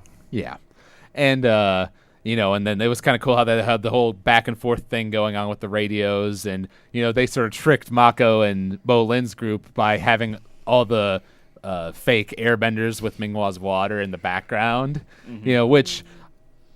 Thinking about it, it makes sense that Zahir would do that because he wants to have the advantage. But at the same time, I had sort of had this idea in my head that he was more of an honorable villain. So when he did that, I was kind of like, you're being a bit of a dick, So, what are you going to do with these airbenders? I think actually what it was, I think he did it because he was like, well, they're obviously going to be laying an ambush.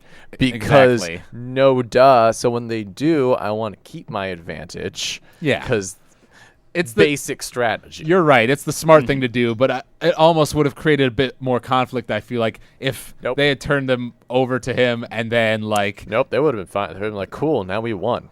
Yeah. Our very easy strategy totally paid off in the end. You're right. I mean, in the end, it was the smart thing for him to do. But the fight that happened there where Korra was chained up, but she was still fighting, and then Tonraq came and started fighting Zahir too. She was doing all right. Yeah, surprisingly all right. And Tonraq nearly impales him on a giant icicle. Yeah, that was pretty cool. Until then, Zahir throws him off a cliff, and you think he's dead. I really wanted him to be dead. I thought that would have been very, because I like Tonraq, but he's not really in the show a whole lot. Right. So them killing him off would have been the safer version of Tenzin.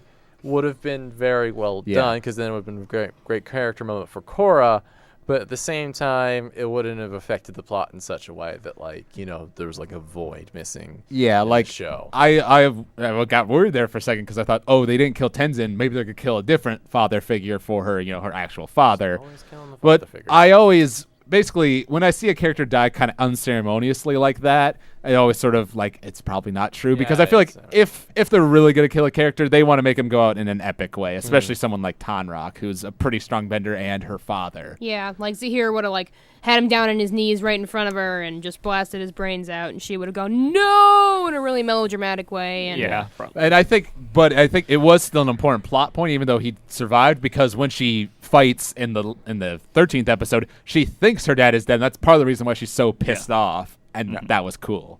And then we get another really horrible death with Pelea's head exploding. Yes. Oh god, that was so good. That really surprised me, because they didn't show it obviously, but you if you thought, it's one of those things where if you even put the slightest amount of thought into it, you're like, whoa. Well, see, that one was even more poignant because with the jet thing, he never comes up again, or is really ever even mentioned again. I think he's mentioned once after that, but with this is a very key character moment for us to hear. He's like, oh, okay, wow, you guys are getting serious with this. Well, I was kind of surprised by it because, Lin was out there distracting her, and Sue was going to sneak up behind her. I'm like, what is she going to do? And then I saw, because it was it's her breastplate. It was so fast that I was it just shocked me for a second. oh my God, like, did her head just explode? And then, he says, police, looks over and he pans over to see the smoke. So they don't show it, but. Or even have, like, the sound of the explosion. True, but you hear like the plung of the armor going over her head, and you see it light up a little bit. So it's obvious what happened. And honestly, like like them panning away from the Earth Queen's like actual death, like maybe they could have shown that. But in that case, like there's no way they could have shown that. Like even in a actual like adult show, people's heads exploding are really that's a little too intense. Unless you're like very gratuitous anime. Maybe Game of Thrones, unless you're scanners. Yeah, that's true. Just tapped. But yeah, and how you talked about like how that whole thing let him, that weird saying he had about like go into let the go void, your tether into the void, like that brought that all together, and that was like a nice like philosophical reason for why he could suddenly fly, which he had talked about from the very beginning of the season. So it was cool to see that. Like that was a real arc. That was something that they showed and built the entire way up, and I wasn't bothered when he could fly. It was kind of funny that Lin and Sun were just kind of like, what the heck? Like, you're cheating again. You're cheating. I'm like, oh, he's the one that's cheating. Now looks at other people on his team. Even Gazan and Minghua were like, so you can fly now? Like, why didn't you tell us? I didn't know until 5 minutes ago. They also took the girlfriend's death really well. It's like, oh yeah, she died. Like, it's a very professional relationship. They're used to people dying. They were like a thing. So those two were like, whatever, people die. It's how it works. We're trying to start anarchy, man. Yeah, and a lot of people couldn't die then. And earlier than that, we had the whole thing with cutting with that, I should say. The stuff with Tenzin, Mako, Bolin, Bolin lava bending, and personally, I thought that was really cool because I kept on thinking in the finale he's gonna metal bend. He was gonna metal bend. So when he lava bended instead, I was like, I wasn't expecting that, but it made sense. And it, honestly, like, because but I think Bolin, power-wise, amongst the trio, has always been a little lesser than Mako, because Mako can lightning bend, and Korra's the avatar, so of course she's awesome. But if he can lava bend, like, that's really powerful. So, I think that's pretty cool what he could do with that in Book 4, maybe.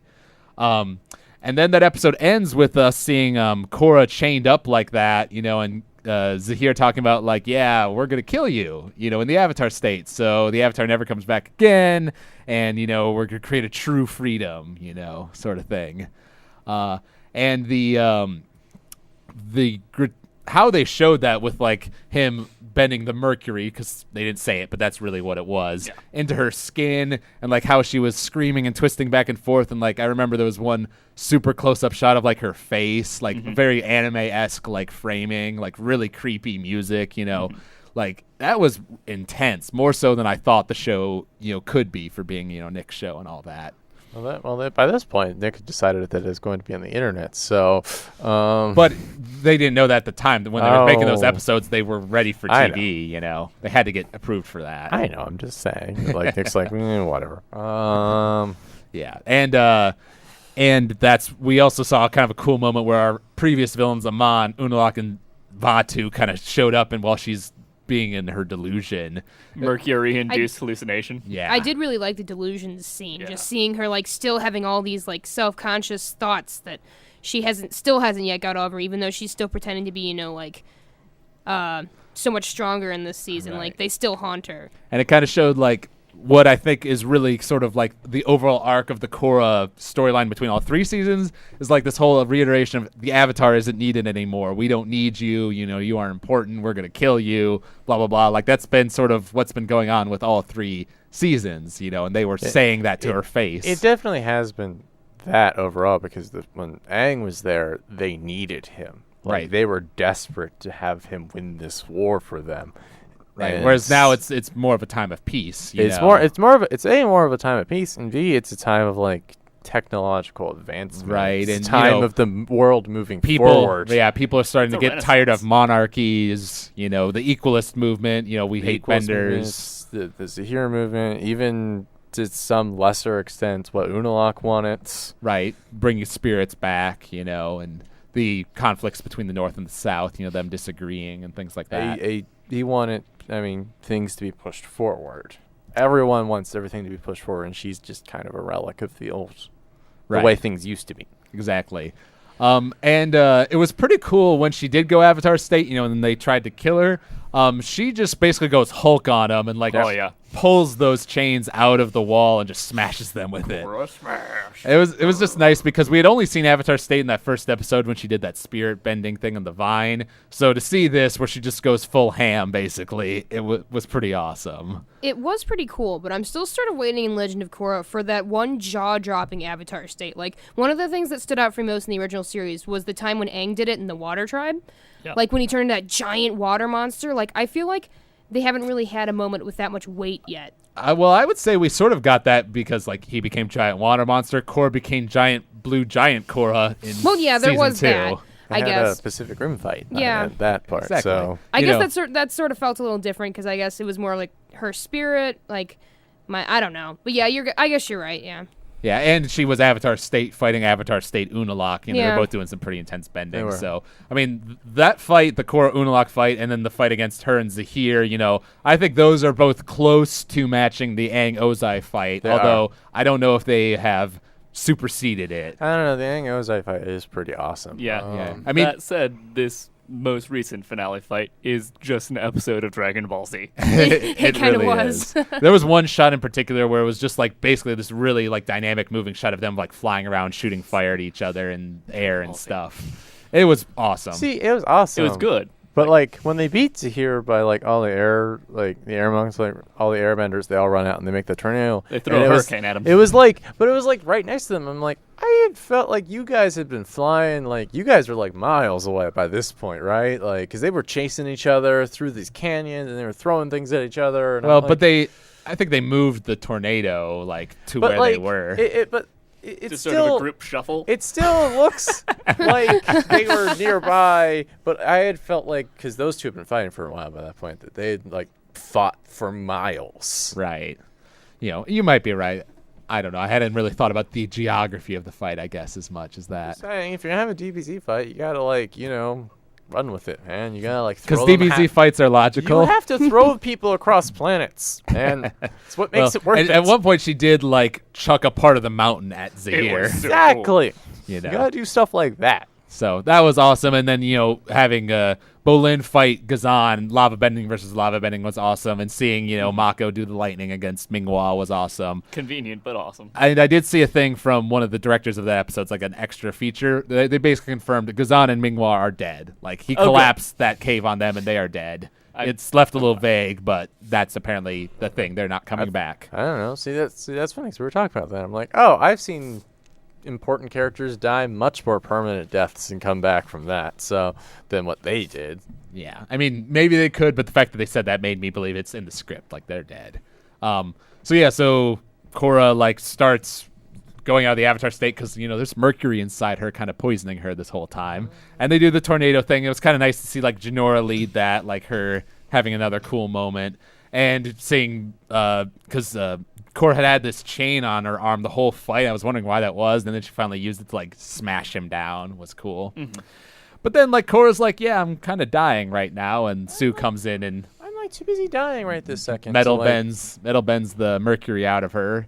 And then when we cut to back to Republic City and you see her in the wheelchair with those really sunken-in eyes, that really hit me. It was a real melancholy There are ending. consequences to what happened in that fight. That's weird. Yeah, I mean, I really like that they showed that, and like you said, that scene with Asami, putting the thing in her hair and sort of talking her through this, being friends, that was a nice moment of their personal relationship. Mm-hmm. And it was interesting seeing the president being there, and he was like, the world needs its avatar. She's not looking so good. He's only Glare. he's being kind of a dick again. I mean, he accepted her back, but he's only worried about she's not going to be an avatar for us. I'm not really concerned about how this affects her mentally as a human being. But it's something they talk about, Zuko talks about. There's still more Red Lotus out there. What are we going to do without having the avatar around? And Tenzin kind of gets a shot there. And then we have this air tattooing ceremony, and when Jinora lifted her hood and she looked exactly like Aang, Yeah. that was cool. really well done, and it makes sense within they're related, they would look similar. Yeah, and then Tenzin basically says, yeah, we're gonna basically go be Jedi and We're go gonna across the world. We're gonna go be exactly Jedi instead of mostly Jedi. Yeah, So and once again, in the video I saw, Mike and Brian basically said, yeah, they're Jedi. That's how we pitched it. So Jedi. they're well aware of it. Oh, good. I'm glad that they're at least not pretending. Yeah. No, but they couldn't pretend. Like, But, they're aware. Oh, people have pretended dumber things. Yeah, But I then suppose. we see, that last shot of Korra sort of watching all that and shedding the single tear thing. And I've seen a lot of interesting discussion online, and I really hope they pursue this idea that Korra, basically because of like all the things with these villains, Zahir telling her we don't need the Avatar anymore, Unalaq and Amon saying the same thing, we don't need the Avatar anymore, you're a relic of the past. Now, Tenzin's basically saying, yeah, because you can't do anything right now, Korra, we're basically going to do your job for you, and there it is. So I hope that that tear means she's really feeling like, I have no place in this world. What is the purpose of being the Avatar? I don't want to live on this planet anymore.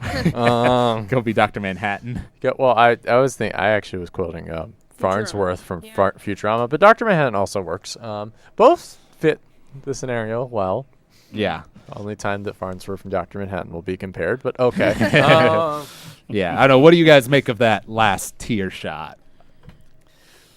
See, I don't know. I think it also could have been like a combination of pride too. I mean, just seeing what she'd had helped to accomplish. I think it was probably a bittersweet moment for her, I guess. Like, because in a way, she's almost seeing like Jinora as like, I guess the two of them had been working together in book 2, and then now Jinora was like still on top, I guess, and she's now looking at where she is now, and she's like, wow, Janora's onto such great things. I mean, what about me? Like, so, and she's happy for her, but at the same time, she's worried about herself. Mm-hmm. Yeah, because, I mean, once again, I really hope that they go with this. Like, please, Mike and Brian, because, it really works within, like, the overall structure of the show, because the very first thing we hear Korra say as a little kid is, I'm the Avatar, you got to deal with it. The whole thing was, whereas Aang was very reluctant to be the Avatar, he just wanted to be a normal kid, but was the Avatar. Korra was the Avatar, liked being the Avatar. That was like her whole identity, but then she got her bending taken away by Amon. She lost being the Avatar in book 2. Which we so wanted that to be like a thing, that like she wasn't the Avatar, or like the Avatar of only airbending, and then that we kind of got worked back up. We kind of got robbed of that. So I feel like they wrapped back around to like actually being able to do that. But they did talk about like how, I mean, one big consequence from book 2 was that she lost her past lives, and she talked about that with Tenzin early on, like, I'm the only Avatar who hasn't been able to get anyone's advice, from the past. Do you think they're going to keep going with that, or do you think they're eventually going to bring the lives back? I think they're going to keep going with that. Actually, it wouldn't surprise me if they break the cycle by the end of this. I kind of hope that they do just keep the past lives being gone, because like one thing I noticed when she was in the Avatar state, she didn't talk with the multi-voice. She didn't. Because that's gone. Like, that makes sense. The first one. Like, she is... Right, the first one of a new generation, sort of. Well, I mean, I wonder if the end of the 4th season will be her kind of just ending the cycle, just like letting it go. I don't know. I mean, that really is like... Because the Avatar is still what I think is, right now, Korra's having all these things being reiterated to her that she isn't needed as the Avatar, and like the Avatar's her whole identity. So if she's not the Avatar, then what is she? She's feeling really pathetic. She's in a wheelchair. I mean, she just has to learn to become a normal person. Well, right. And I hope that basically she starts out like really, really depressed at the beginning of book 4 and goes through like a character arc and where she really finds her own reason. Where she finds some reason to live that isn't just based on being the Avatar. Right, or she finds a reason, like, reinvents the Avatar in some way, kind of like she did at the end of book 2, like, I'm not going to be the bridge, the spirits are going to be with us forever. How does she, find her place as the Avatar in this new world, where things are changing so fast, where, we have Jedi airbenders helping out. Jedi airbenders. She doesn't need to be the bridge between the spirit world anymore. That function's gone. The peace... The balancing all 4 nations, that function's gone because they have now created a city and a government structure to do that. Right. Although that doesn't unite the whole world. It's just one place. But. Well, I mean, but like, that's the point. They're like the United Nations. They're there to keep the peace from, like, they're there to keep something from, like, the 100 Years' War happening again. They're kind of, the whole point, every season's kind of been, like, taking away her responsibilities a little bit more and more and more. Like, before she was like one of the only airbenders, now she's not anymore. Now the airbenders are keeping the peace in the world. There's a United Nations for this. The spirit world thing is just, are they getting rid of her? Is this like a way of like them permanently ending this series? Like, no, we don't need another Avatar. ever. I hope in not, both a 'cause show. I think sort of like almost like the English king, like there or queen. There is like a parliament still, but at the same time, the figurehead is still necessary. I think sort of it's just like a symbol of their like united, like this one person who represents. But would Yeah. the Avatar be content with just being a symbol? Maybe not just Korra, sitting I guess, but there being like, I mean, because in one way, I mean, they have like the statue of Aang. It's like, isn't that just, that's a symbol, right? Like, that's like, he was the one who united the world, but, and I mean, kind of united the world, but mostly Helped Zuko do it. helped yeah. Zuko do it. Like, those two really did it. So, Yeah. I mean, is this a way of them saying there doesn't need to be another show I will because say it's over? Mike and- the cycle's over. In that interview I was talking about, Mike and Brian basically said, like, after Korra's done, like, they're going to take a break, you know, they're going to do their own projects, you know, because they're exhausted. Yeah. But they said, like, you know, the Avatar universe, like, finds a way of calling us back, you know, and we do love this place. So I doubt they're going to end it by breaking the Avatar cycle, because that means, like, there's no more hope for the future. Because this is something me and Peter talked about, is where does the show go from here if they wanted to do another one? Would it go to modern day? Would there be a point where we get to this like sci-fi cyberpunk world with it? Like, would that be like a thing that could happen? Because then wouldn't that be strange? Like, you'd watch the first Yeah. show That and you would, yeah. like feudal Japan to Technology that could cyberpunk. compete with bending. No, I Yeah. doubt. I doubt we'll be current age, because like Republic City is pretty advanced, but it is the most advanced place in like the whole But world. it's you kind know? of like a steampunky right now. Well, but it's like 1920s, if they wanted yeah. to skip another generation, like what's 60 to 70 years after the 1920s, right. modern day. Well, The 90s to modern day. So it would be like it is today. And then after that, where would it go? Would it go to like Yeah, a well. cyberpunk world? Would that be the fourth show? Wouldn't that be weird? Like, I because we know. started Then in feudal that's Japan, sci-fi though. but then we started in feudal Japan and we worked our way to like cyberpunk. I think that's totally very Well, and different. honestly, I don't think they'd do cyberpunk, because that would be like a really big jump into the future. Yes. I mean, but like, look how much it's advanced between these two shows. I mean, they went from feudal Japan to like the 1920s. Well, right, but like once again, that's in Republic City. Like we saw Ba Sing Se, it wasn't that much technologically different from how we saw it in the original show. So most of the world is still like, it's better than it was before. You know, we saw the South Pole. You know, it's bigger and better than it was before. But it's not like they have cars driving around there and electricity and those. well, that's sorts of because things. those are like old European cities that like aren't very supportive of cars because they weren't built with them in mind. Like Yeah. Republic City was built with cars in I mind. think but- I think if they do another one, like we'll see more cities like Republic City, see people getting up But to Republic that would City's be- level, and then maybe Republic City, you know, advances a step further. But But you that know, would be them coming into the modern age. Well- that would be like the turn, like the industrialization of our world, where the cities did start to update. They did become different, and then that's where Well, we got to and the age we are now. I do kind of think they might be going in that direction with this whole, like, you know, let's take down these rulers thing. You know, monarchies aren't working anymore. You know, maybe I could see there being maybe an establishment of some sort of democracy, you know, in book 4, you know, that could be interesting. One thing I wanted.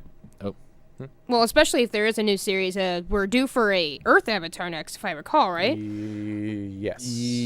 Yes, because So- it's spring, whereas water is winter. So yes.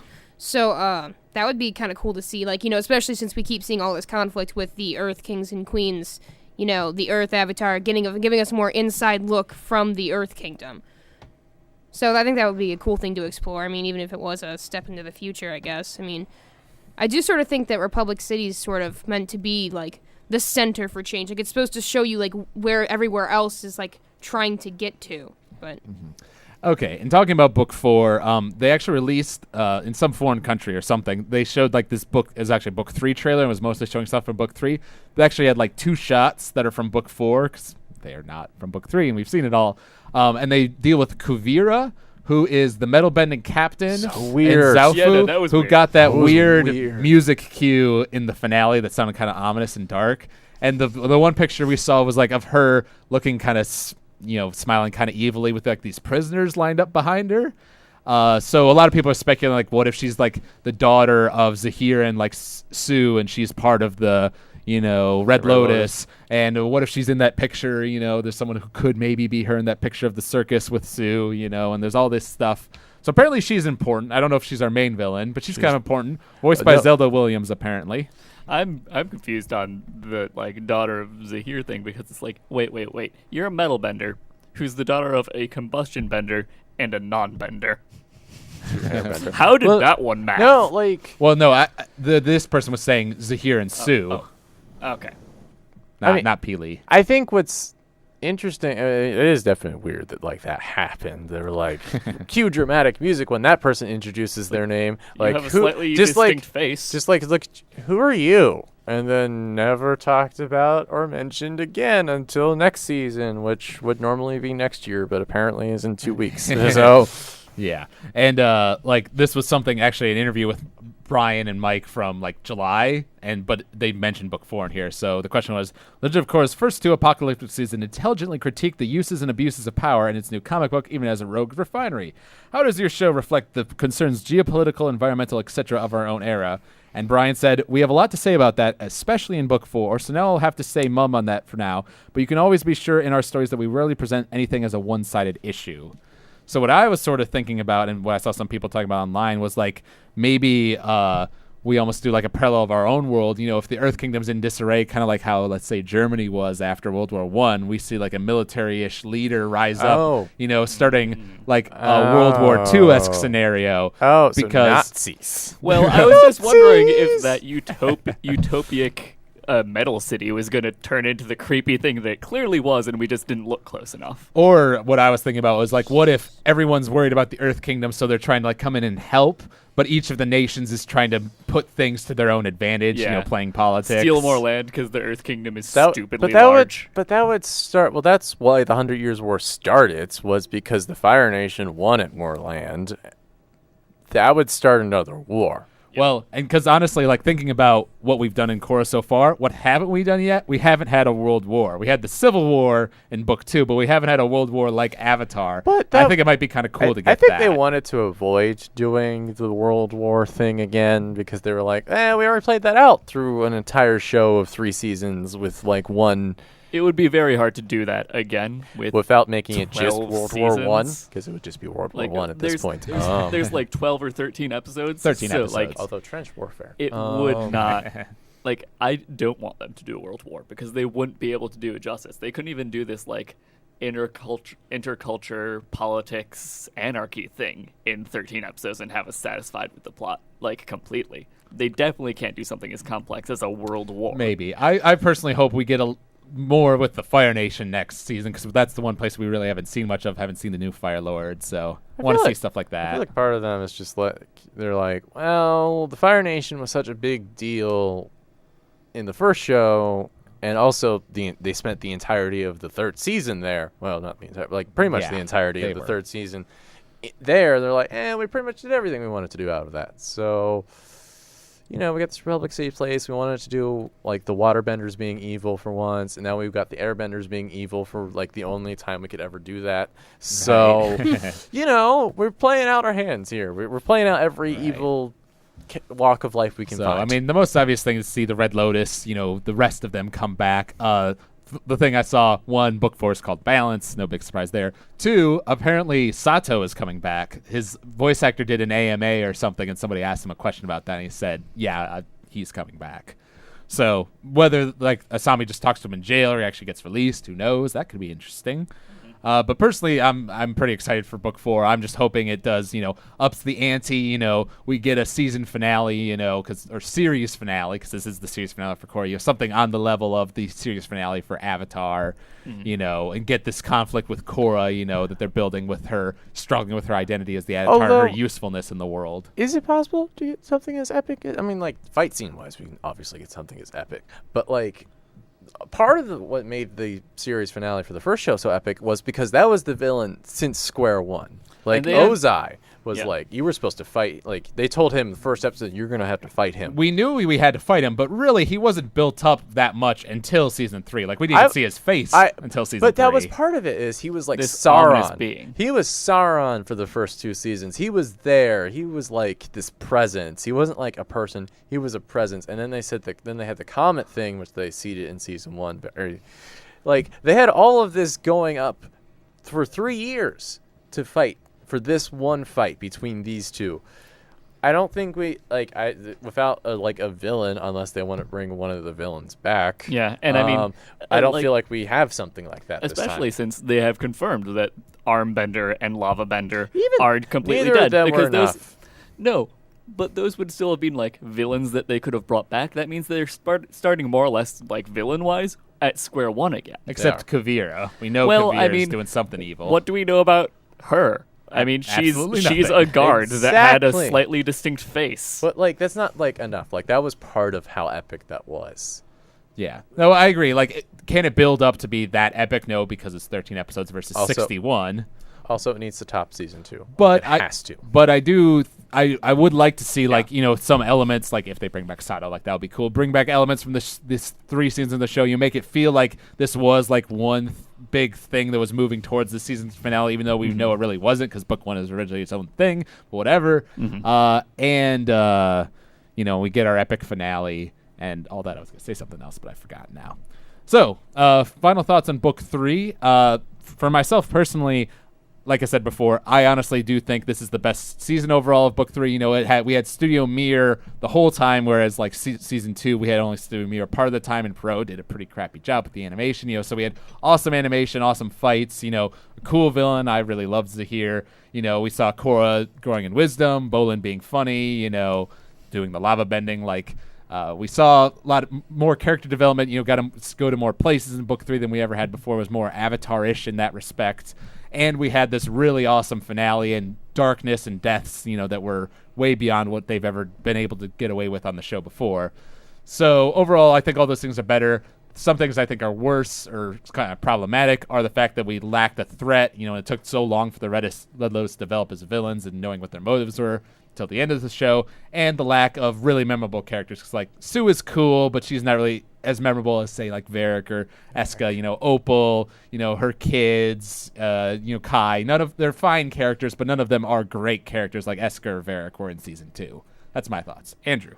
My biggest problem with season 3, and this is not necessarily specifically season 3's fault, but it kind of is there's the issue of power creep, in that the last season was this huge thing that spawned all the way back from the beginning times, this epic 1,000-year cycle conflict. It was this huge thing, and now this time it's hey, we're terrorists again, and they were threatening. I'm not saying they weren't threatening, but It's hard to get better than yes, that. You're it was almost like Gurren Lagann. If there was a 3rd season of Gurren Lagann, but they went back to fighting some guy on Earth. Whoa! But before there were people throwing galaxies at each other. Can we go back to that? Exactly. It felt like a step back. It felt like a very measured step back, which I think was probably important to do, because if they wanted to do something epic with season 4, they want to sort of pace it out a little. But I feel like that hurts 3 overall. We do feel like that there was things just kind of happened. And I don't know. I never felt like there was anything. It was good. It was the most consistently good season, I think. But I still feel like season 2 was better, because I felt like it was more epic. I felt like there was more going on. I felt like there was just, it was just more fun. It was a more entertaining season versus this season, which was just this is good, but yeah, it's just kind of there. It depends on what they do with book 4. If they do make this a really personal thing with Korra growing from her being disabled and dealing with her crisis as the Avatar because of book 3, I think that makes it make more sense, because that makes book 3 a bit more it was supposed to be a more personal, smaller scale conflict, because this is what it's done to Korra. I still felt like season 2 was just as personal, because it dealt with her dad and what Tenzin did, and it felt very personal and directed squarely at her, but while still maintaining this epic, grandiose thing going on that was very reminiscent of the first series, because that was definitely an epic. True. All right, Peter. I think Alex is definitely right. 3rd season is the best overall season. I still would have if you were to change the ending of season 1 somehow, I would mark that as the better season, because I feel like it brought in all of this cultural ideas and actually looked at the non-bending people a lot more than lols, Sokka's so weird. But season 3, story-wise, I think is definitely the best season. I'm really looking forward to season 4. But overall, I think I've just kind of come to terms with the fact in my mind, like, Korra's never going to be as good as Avatar, because, I mean, they just don't have the episodes. They haven't built the structure up. This show is not suited to ever being quite as grand and epic as the first Avatar. The first Avatar, they planned for it to be a long thing, and they kept the same villain going the entire time. They had far more episodes to do it with, and the characters meshed with each other a lot better than, like, Bolin's the kind of nutty one, and Mako's like the grumpy one, but we just decided to not have him talk this season because people don't like him anymore. And then Opal's cute, but she doesn't talk either. And, like, I feel like Korra's just never going to be as good as Avatar, and I'm not going to compare them anymore. All right. Or I'm going to try and avoid it. And Kathy. I still do kind of think that Season 2 was the best, in my opinion. But I can appreciate that Season 3 went in and sort of picked up some strings that need to be picked up, like Lynn's family, Mako and Bolin's family. It was nice to get them some development again, since Season 2 was very strongly Korra-centered. But at the same time, I just, again, as everyone else said, it doesn't carry the same weight that Season 2 did, which I guess is okay, because then we'll build up to hopefully a bigger ending in Book 4.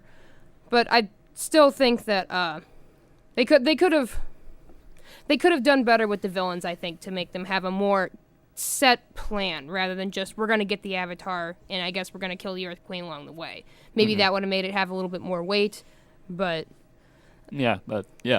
And just to wrap up my thoughts, because I think what you said is interesting, Peter. Personally, for me, I think character-wise, Avatar: The Last Airbender is better overall, but plot-wise, I like Korra more because Korra is much more plot-focused. Whereas Avatar had a lot more filler, more character-building episodes. This one really has been focused. Every episode moves the plot forward.